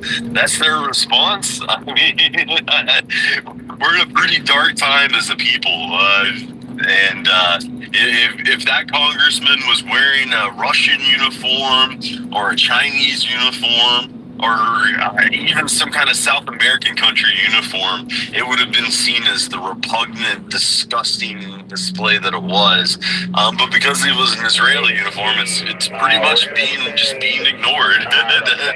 that I guess that's acceptable. But I mean, we have to make it repugnant to our people to where no political figure can accept standing next to something like that. And it's a bit of an effort to change. But it looks like you ain't got your drop down. Go ahead, John.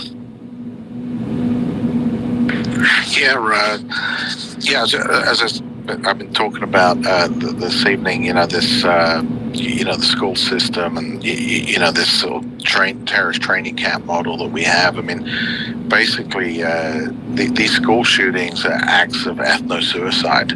It's us acting out, or our children acting out this deep conditioning and programming that white civilization, Western civilization, must be eradicated and dismantled.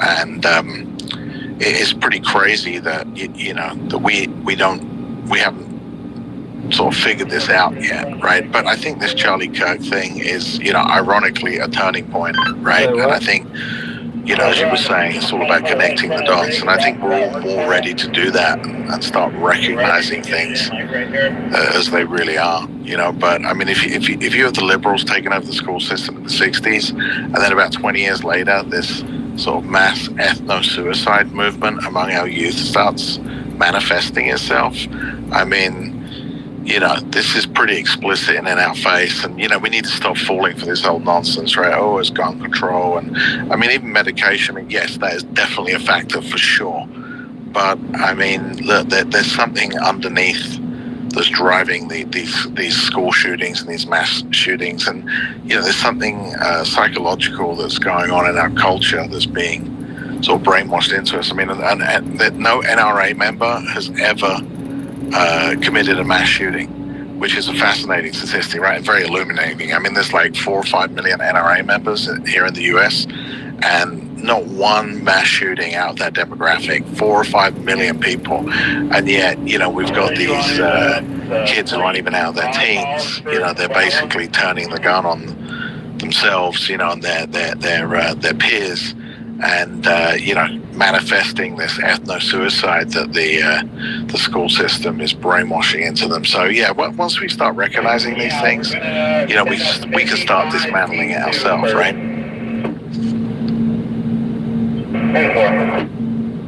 Yeah, I mean, this thing, the school system is not manifesting to everyone. They're making them susceptible to it by destroying their identity and destroying who these kids are, and then it makes them able to go online and be easily manipulated. And it's funny. I think the same people that were behind destroying our identity, they're the same people that are behind a lot of these online organizations that are manipulating these kids to be radicalized and do these things. So I mean, it is crazy how it's all connected in the end.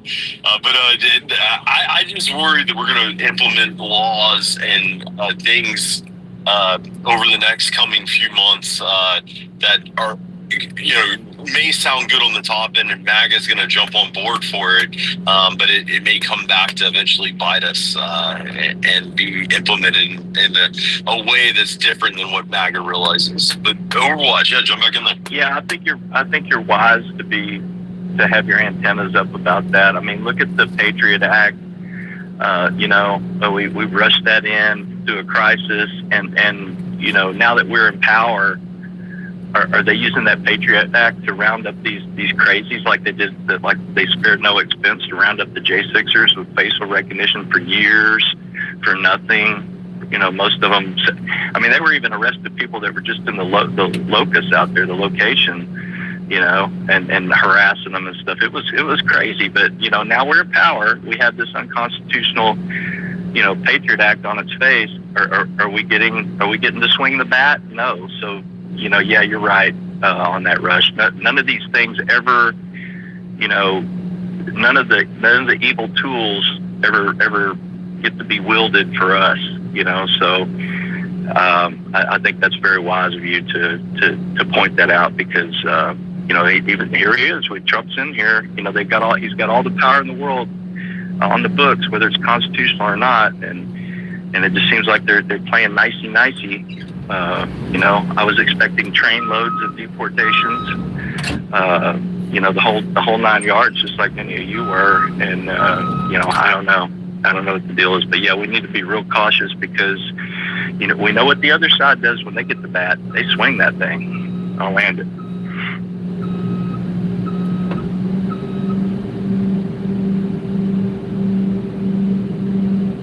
Yeah, I mean, I hate to be so black-pilled on the Trump administration, but it seems to be one disappointment after another. It really just has me at a point where I feel like I can't even support the administration anymore. I mean, I don't even know, looking at this war in Venezuela and its connections, there's so many people connected to Israel that are supporting it. I mean, I just feel like it's on the map of the global homo. I mean, they control Mexico. We were promised a war in Mexico. They're going to go after the Mexican cartels, which those are the ones that are directly influencing America the most.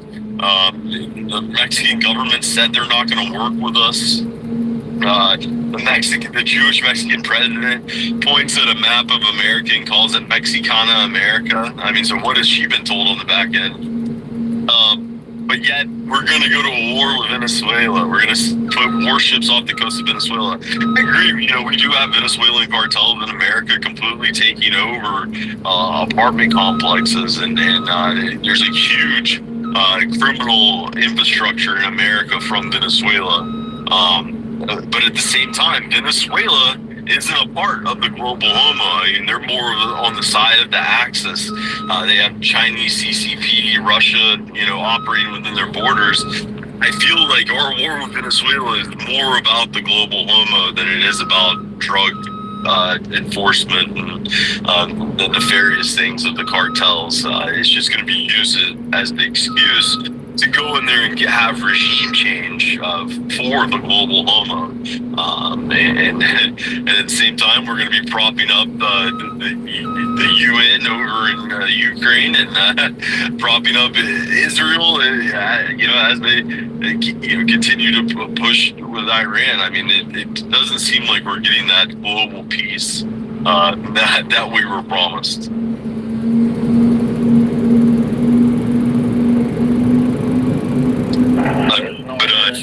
Looking at flights and tracking it, we are moving, a large amount of aircraft and materials down to Puerto Rico, and as well as the U.S. Virgin Islands. And it looks like we're staging things up down there. So things may be picking up down in Venezuela over the next month or so. It'll be interesting to see how that goes. Well, hang in there, Rush. Don't get too practical. Come back. Yeah, I feel you, man. It's everything's a mess. We'll see. God's still on the throne, though.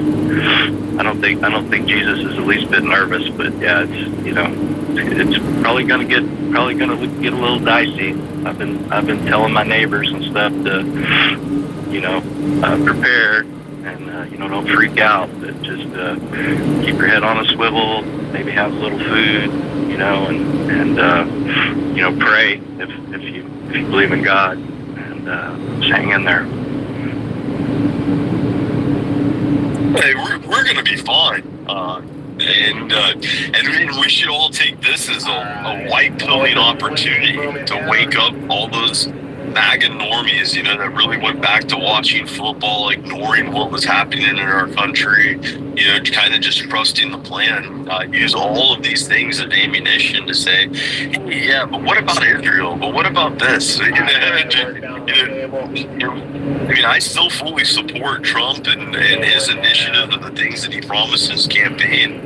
But at the same time, I'm going to point out the inconsistencies of what we were promised versus what the donors are getting, and use it as a tool to wake up our people, because that is the biggest goal. Your friends, your family, everyone in your life, you have to wake them up to these more levels of propaganda that are being shoved down our throats, so we can get to the truth and get to what's going to be effective to helping the American people, not the global homo. Deep state. The things that Trump said he was going to rid us of, it seems more powerful than ever. I think that's why the Charlie Kirk assassination is so pivotal to them, in tying that to the transgenders and making sure it doesn't have any global homo smell to it, because them pulling off an assassination like that in America, it really just points out to the American right and MAGA that the global homo is operating alive and well. So I feel like that's why even the Q MAGA people are lying to themselves and going down the whole rabbit hole of, Charlie Kirk didn't even die, he's still alive, and it's an internal coping mechanism, unfortunately, and even those guys can be woken up, and that's the thing. We just have to wake up our people. Yeah, go over. Yeah, I just wanted to say, the whole thing is if you can't identify problems and you can't, and you're canceled, so you can't talk about problems. Well, you sure as hell can't get to the stage where you start to discuss solutions to problems, and that's why they don't want us talking about, you know, at the tippy top of who's behind all this stuff. They don't want you going down and tracing the finances, you know, just like the Maxwell books, and they don't want you looking into that stuff, because as soon as you identify the problem, the next conversation, like we talked about here, is what do we do about the problem? They don't want you to get to that phase. So that it's very important for them to obfuscate and cover up the problem, because once we all wake up, they're weak. They're not as strong as they think they are, and deep down they know it. And so that's why they, you know, the devil's always the strongest when nobody believes he exists. And it's the same thing with you know who.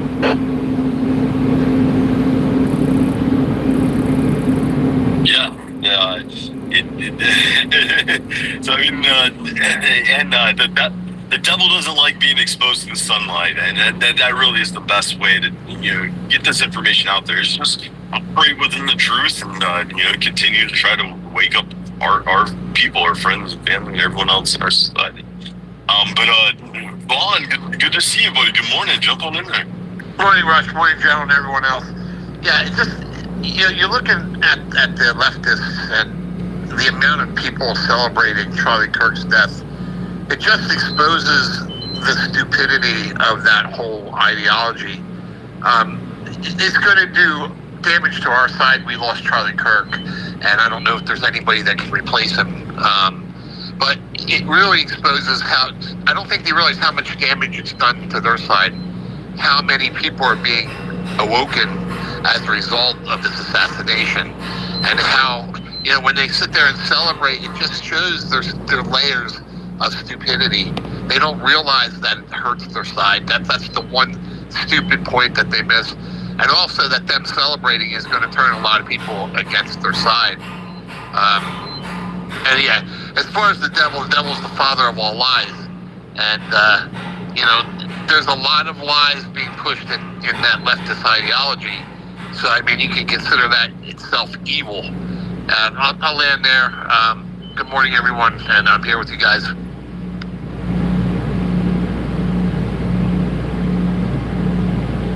Yeah, I mean, a lot of their lies and evil are, you know, tied up in manipulation, and that's how, you know, the real devil, the synagogue of Satan, they're so powerful in controlling America is through their subversion and manipulation of our people. I mean, and that's the motto of the IDF, is control through subversion, and it does seem like that's what you know, Mossad is operating at, you know, as they can continue to control the United States. You know, it doesn't seem like you know, Donald Trump is going to be our hero. But you speaking of that 1776 option, I see someone down there. I don't want to call him out because I don't want to know if he's able to come up and speak. But it'd be really good to hear from him.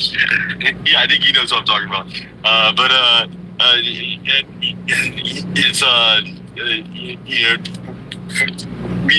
we are all in this precipice of the American people are continuing to be lied to, and we're being lied to now by the person that was supposedly going to get rid of the deep state and save America and really turn us around. And you know, as blackmailing it is, that can be used to really wake up our people, and that's what we need to use this as a white pilling thing to wake up our people. But Matthew Black, really good to see you, buddy. I hope you're doing well and feeling good. It's really good to see you on the space this morning, buddy. Yeah, man. Thanks, Rush. I appreciate it. The general had messaged me yesterday, and we went back and forth. I'm doing good. I just took a break from Spaces. I've been doing a lot of physical therapy started. Unfortunately, I had to start doing chemotherapy because, you know, my shit got worse. Even tried all the holistic and other, you know, remedies, which didn't work at all. So I was kind of forced into it. However, I am handling it very well. I got 2 rounds already, and I haven't had any issues. I've been paying $170 out of pocket to go to the hyperbaric chamber twice a week, which unfortunately insurance companies do not cover any of that. And the crazy thing is the hyperbaric chamber tremendously helps heal your body, regrows white blood cells, red blood cells, even stem cells. You just feel so good when you get out of there.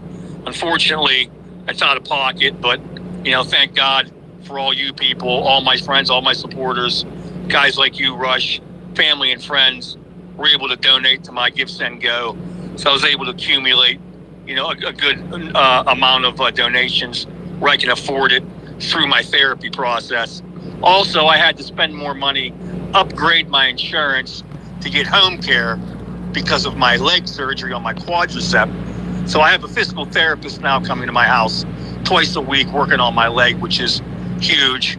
It's a burden off my wife from taking me to the hospital because I'm obviously still not capable of driving a vehicle. But that being said, man, I'm doing well. Thanks for asking. And I'm just going to sit back and listen. If you got any questions for me, though, let me know. I'll chime in. Perfect. Thanks, Matt. Really good to hear an update, and I appreciate you coming to to tell us that, buddy. And I'm so glad to hear your voice, man. You sound really good. I know you're going through a lot right now, but you sound really strong in your voice and sound really good. I don't see everyone should follow Matty. He puts out really great content on the Burn Pit podcast.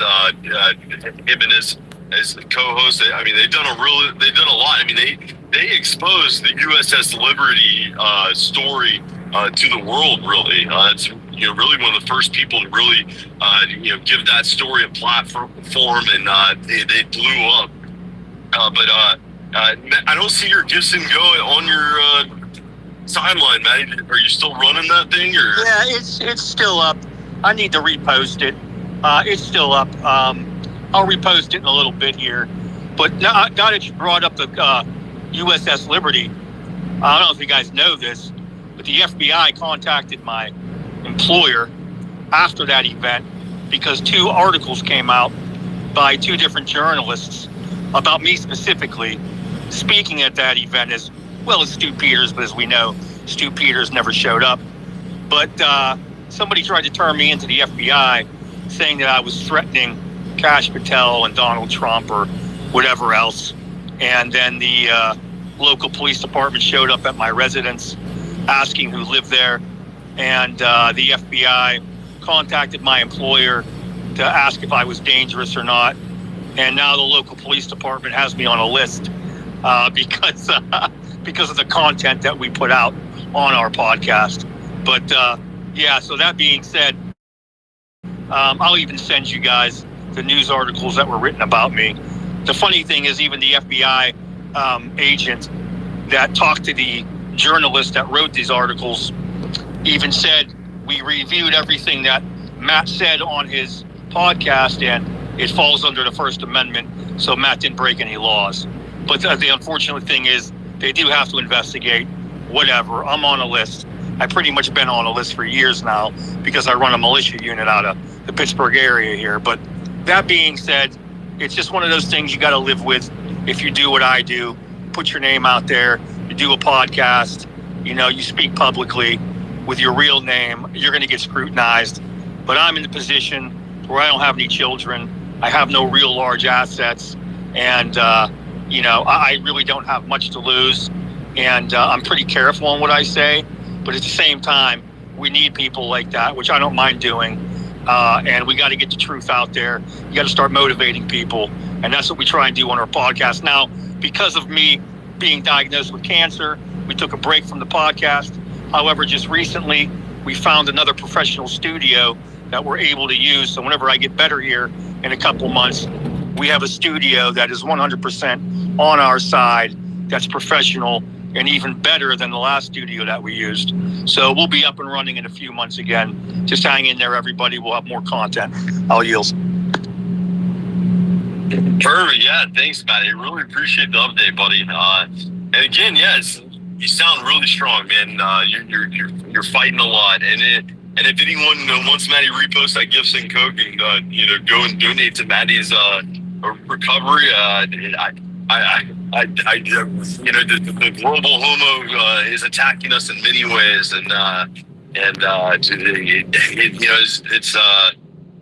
it's horrible that we have all of these cancers and illnesses that I feel like are being put in our society through the chemicals that they flood us with. I'm not sure if the general's there. I'm sure he's going to be really bummed out when he gets out of his meeting after hearing you in the background, because I'm sure he wants to jump in and say something to you. Oh, that's all good, man. I'll hang in here. I don't have physical therapy till noon, so I'm trying to hang in here as long as I can. I did post the Give, Send, Go link in the general chat because I don't know how to post it to the Jumbotron, but it is in the general chat. Purple pill. I just posted it. So thanks again, Rush. I'm going to hang in here and I'll listen. And like I said, got any questions, call on me or I'll raise my hand. Perfect. Yeah, thanks, Maddie. I mean, you are our resident expert to militias and that 1776 option that it seems like we get closer and closer to every day. So I appreciate you coming in at a time like this after we have an American patriot assassinated and now a flood of anti-boycott Israel laws and possible anti-Semitism laws coming down the books. I mean, it's a pretty frightening situation to be in as an American patriot.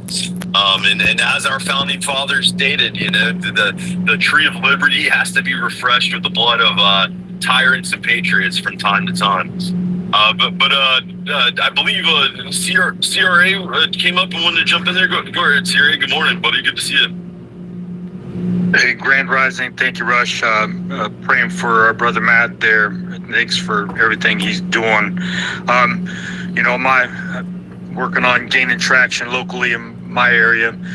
One thing I looked into was tactical civics, but last night went to go speak at commissioners meeting, and my topic of discussion was Charlie Kirk and the impact he had worldwide and locally here. So I'm holding a vigil this Friday on our county courthouse steps, and it seems to be gaining a little traction. A lot of times I go out, stand, try to gain traction, protest over the years, not protest, but just be visible to reach people and talk to people. And my J6 vigils would do that, had signs, flags, but never really gained traction on that. A lot of times just standing out there in the middle of the park, nobody really, it's frustrating, to try to gain traction, but but honoring Charlie Kirk's life and building on the legacy that he started, because he was reaching young people and he himself starting to wake up, and many of us, waking up as well. But I think now this is an opportunity to build on that. And I would say, just a side note, Matt shared his experience with his encounter with the FBI. It brought up something in my mind as Project Esther and how the DOJ is classifying any speech against the power structures that be overrepresented by a lot of Jewish dual citizenships and such will be classified as possible terrorism, because the way it's written, it looks like you're supporting. If it's just speak out against, to criticize, then can be morphed into speech that they would classify as supporting Hamas, for example. So, yeah, that's concerning. But thanks for the mic. I'll pop in again, or I'll listen, and thanks again.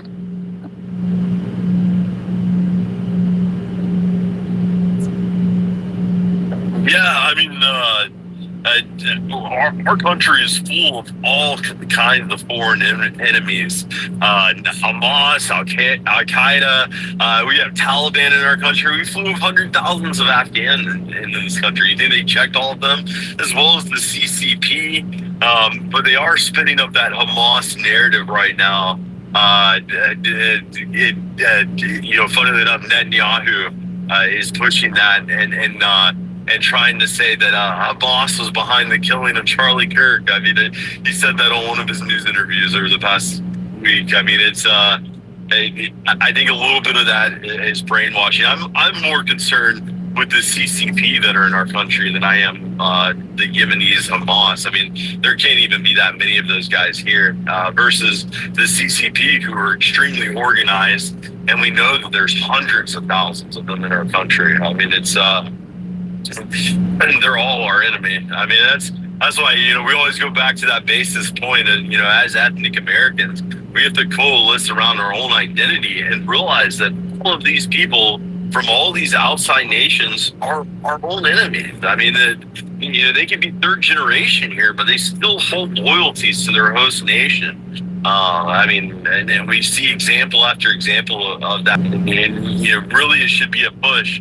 to have our country and our organizations led by ethnic Americans, not foreigners that hold those loyalties. I mean, Kash Patel, who's controlling our FBI, going and arresting American citizens every single day, has devout loyalty to India. I mean, when the war between India and Pakistan started off, he made multiple assertions that America has to support India in this war. I mean, it's kind of sickening, that our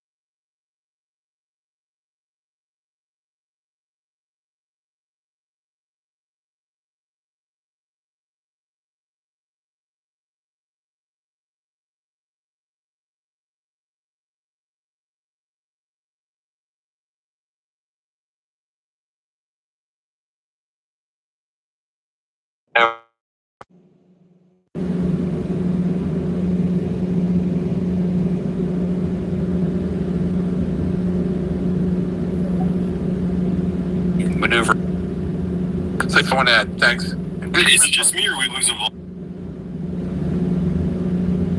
Roboting, yep.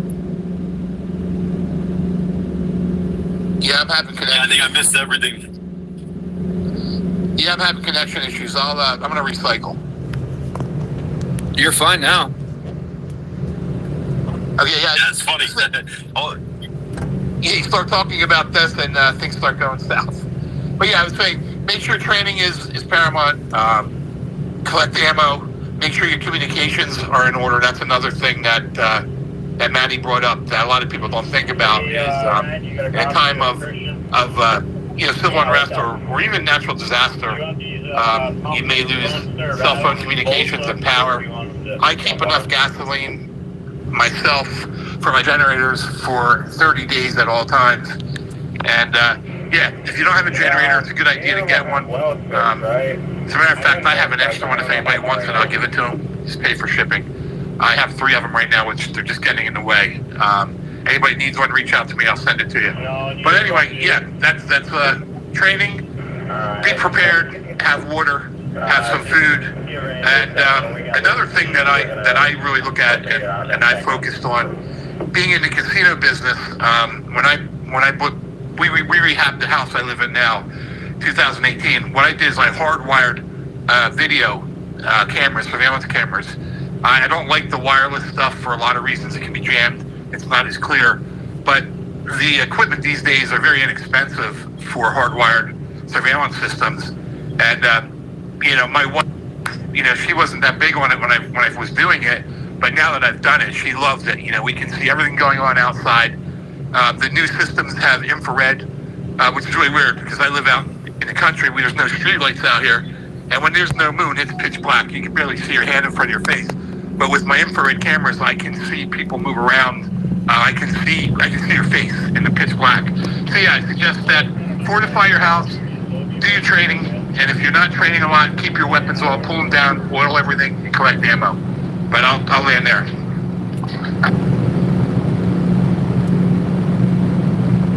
Yeah, thank you, Vaughn. Go ahead, Barry. Yeah, I just that was some great information from both you guys, and I just wanted to add a couple more things to that. I would say get yourself a chainsaw.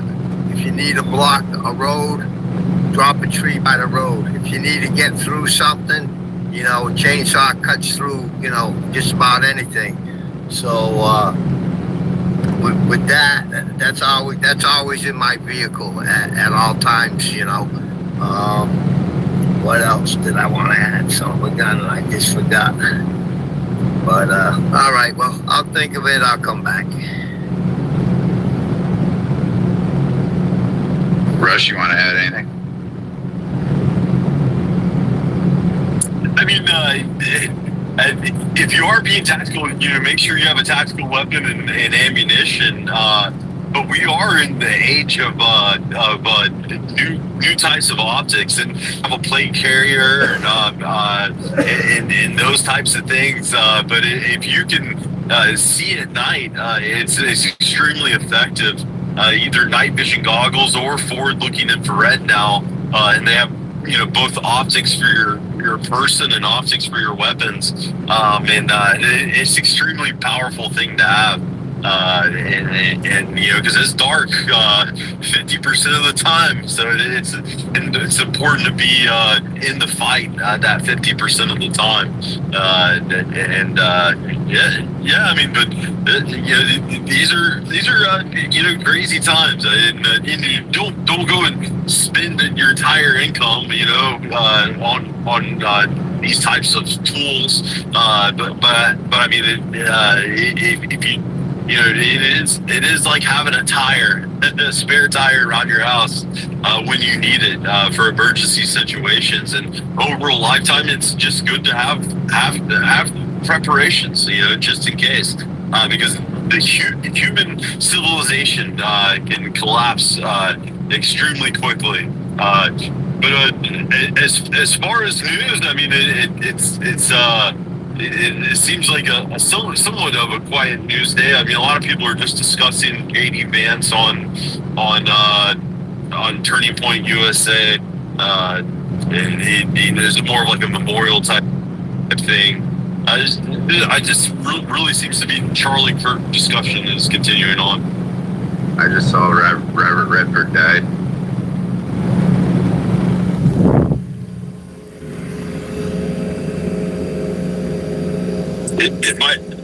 My grandma sure did love that. He was a heartthrob back in the day. But that's horrible to hear. But he was fairly elderly though. How old was he? 90 something?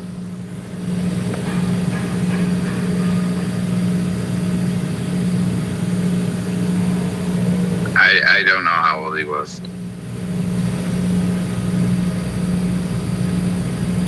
But they did pass the anti-boycotting laws, which pertains to businesses. I think $500,000 fine your business can accrue if it boycotts Israel or any business associated with Israel.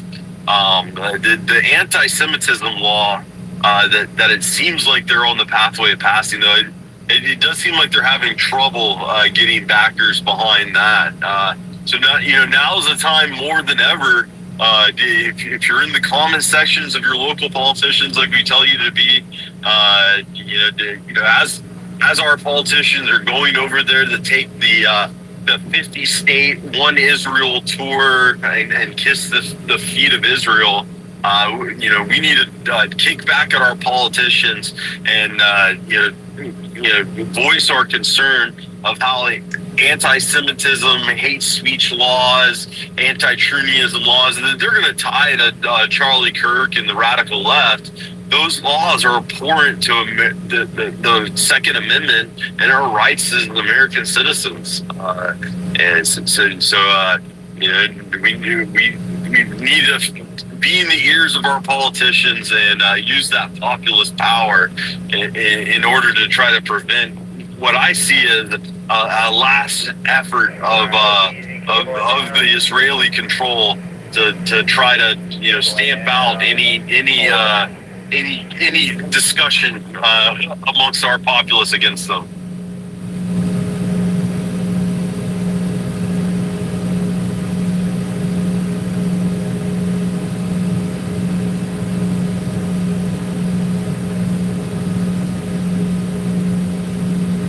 Robert Redford was 89.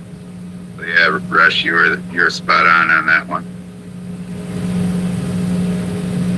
That was an awesome life that he lived. I'm gonna have to go watch that horse movie. Huh? That's the one I remember as a kid.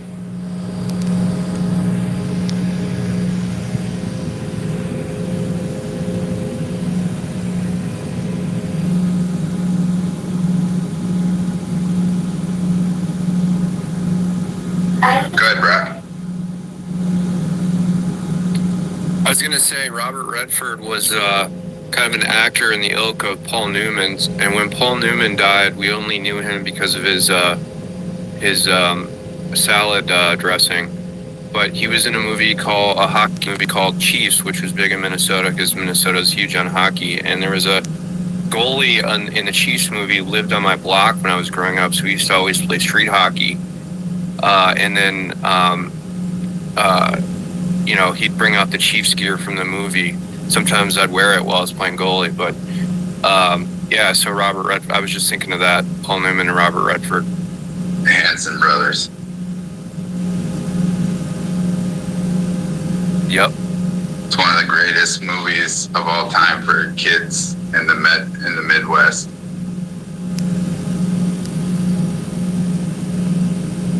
It's a good movie too, and it teaches you a lot about masculinity. Because Paul Newman in that movie, they go around and they play these hockey games and they just brawl all the time. So yeah, it was our favorite movie when we were kids.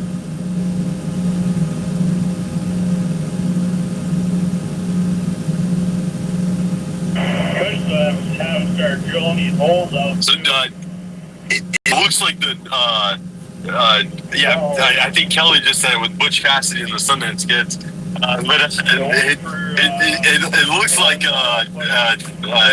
the education department is making historic grants, and these grants are based off of school national test scores, which really that's going to kind of benefit ethnic Americans, and schools that have higher ethnic American populations are going to have higher test scores, so they'll get more grants for their education departments, which seems good.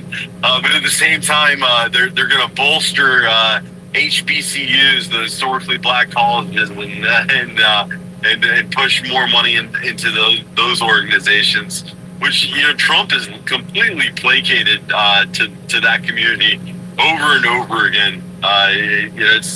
We may have gotten something with those grants on the back end, but it's almost like a subversion win that we get through those educational department grants that they're talking about implementing.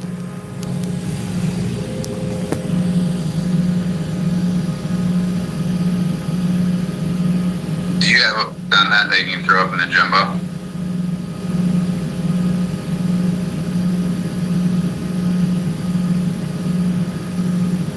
By the way, Rush, did you see I put it in that thing yesterday? It looks like Florida got the, here, I'll put it up in the jumbo so you guys can see what I'm talking about.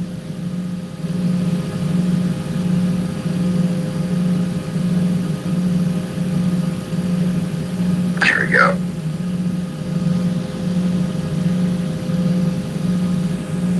So it says Florida is officially open carry state. All trial courts are immediately prohibited from enforcing the unconstitutional state ban on open carry. So that's pretty cool for Florida.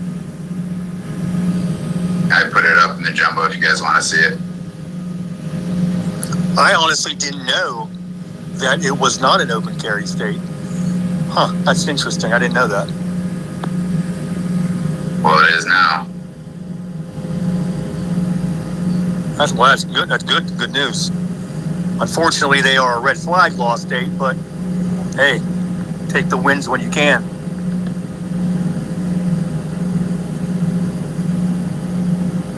Yeah, you gotta, these things it's a constant battle. Our enemy is constantly coming at us. This is the thing, like, when people say, like, just run to the hills and hide, like, they're never gonna stop. We've been fighting our enemy since the beginning of time. This isn't something that they're just gonna walk away from. You have to fight back.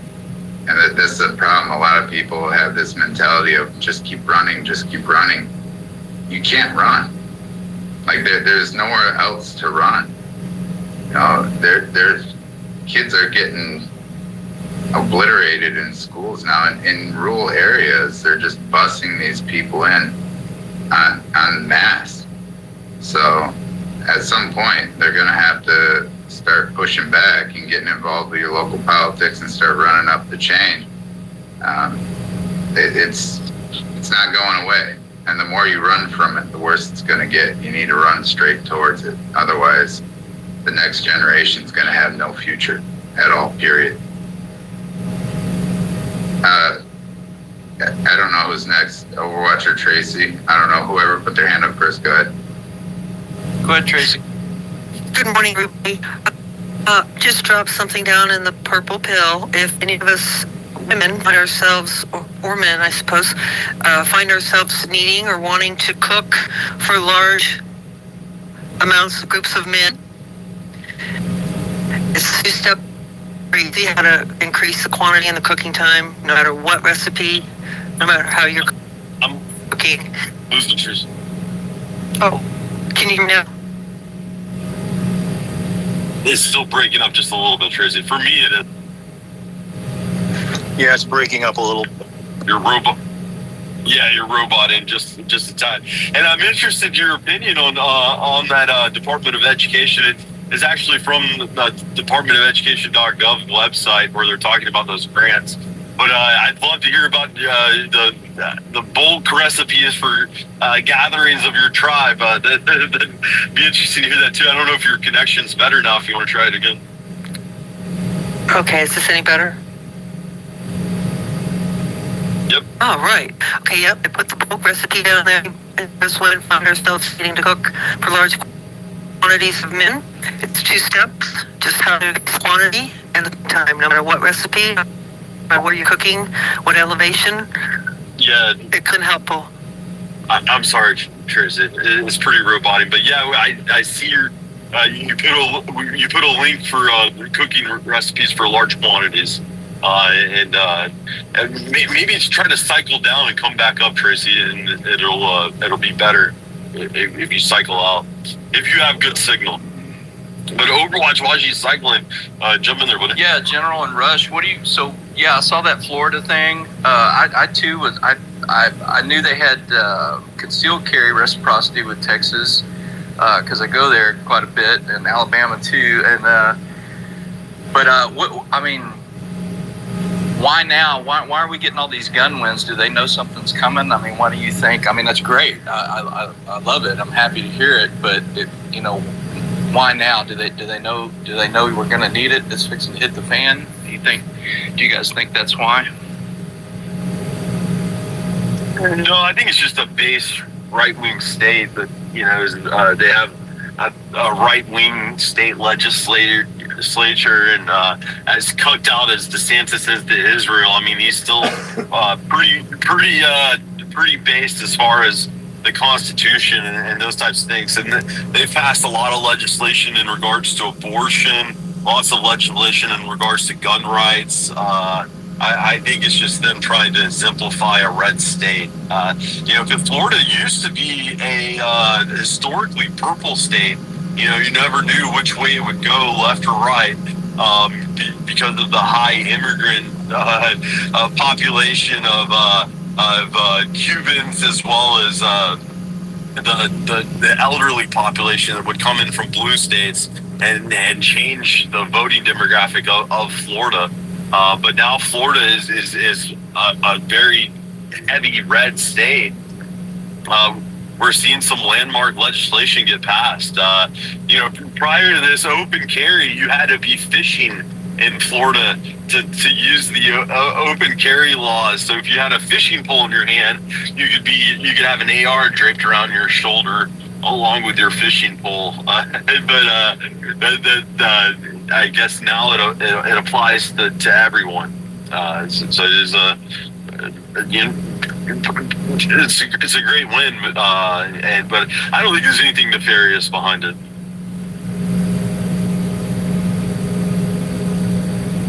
Because as we know in Chicago, the criminals are definitely already armed. But Tracy, I think you're having connection issues with getting back up here. And I'm actually running short on time. I'm not sure how much more. There's no. I think Tracy's coming back up here. But I don't know. Oh, is the generals there? I'm actually running short on time because I have to run for the day. Just close it down. Yeah, I mean, we run this show every weekday from 6 a.m. to 9 a.m. as a morning radio news show to wake up our people. You were talking about current news events and then also tying in historical events. But we appreciate everyone that listens to the show. But if you are an ethnic American, visit our website, ethnicamerican.org, and you can get a good understanding of who an ethnic American is and understand that history. But if you are an ethnic American, throw it in your bio.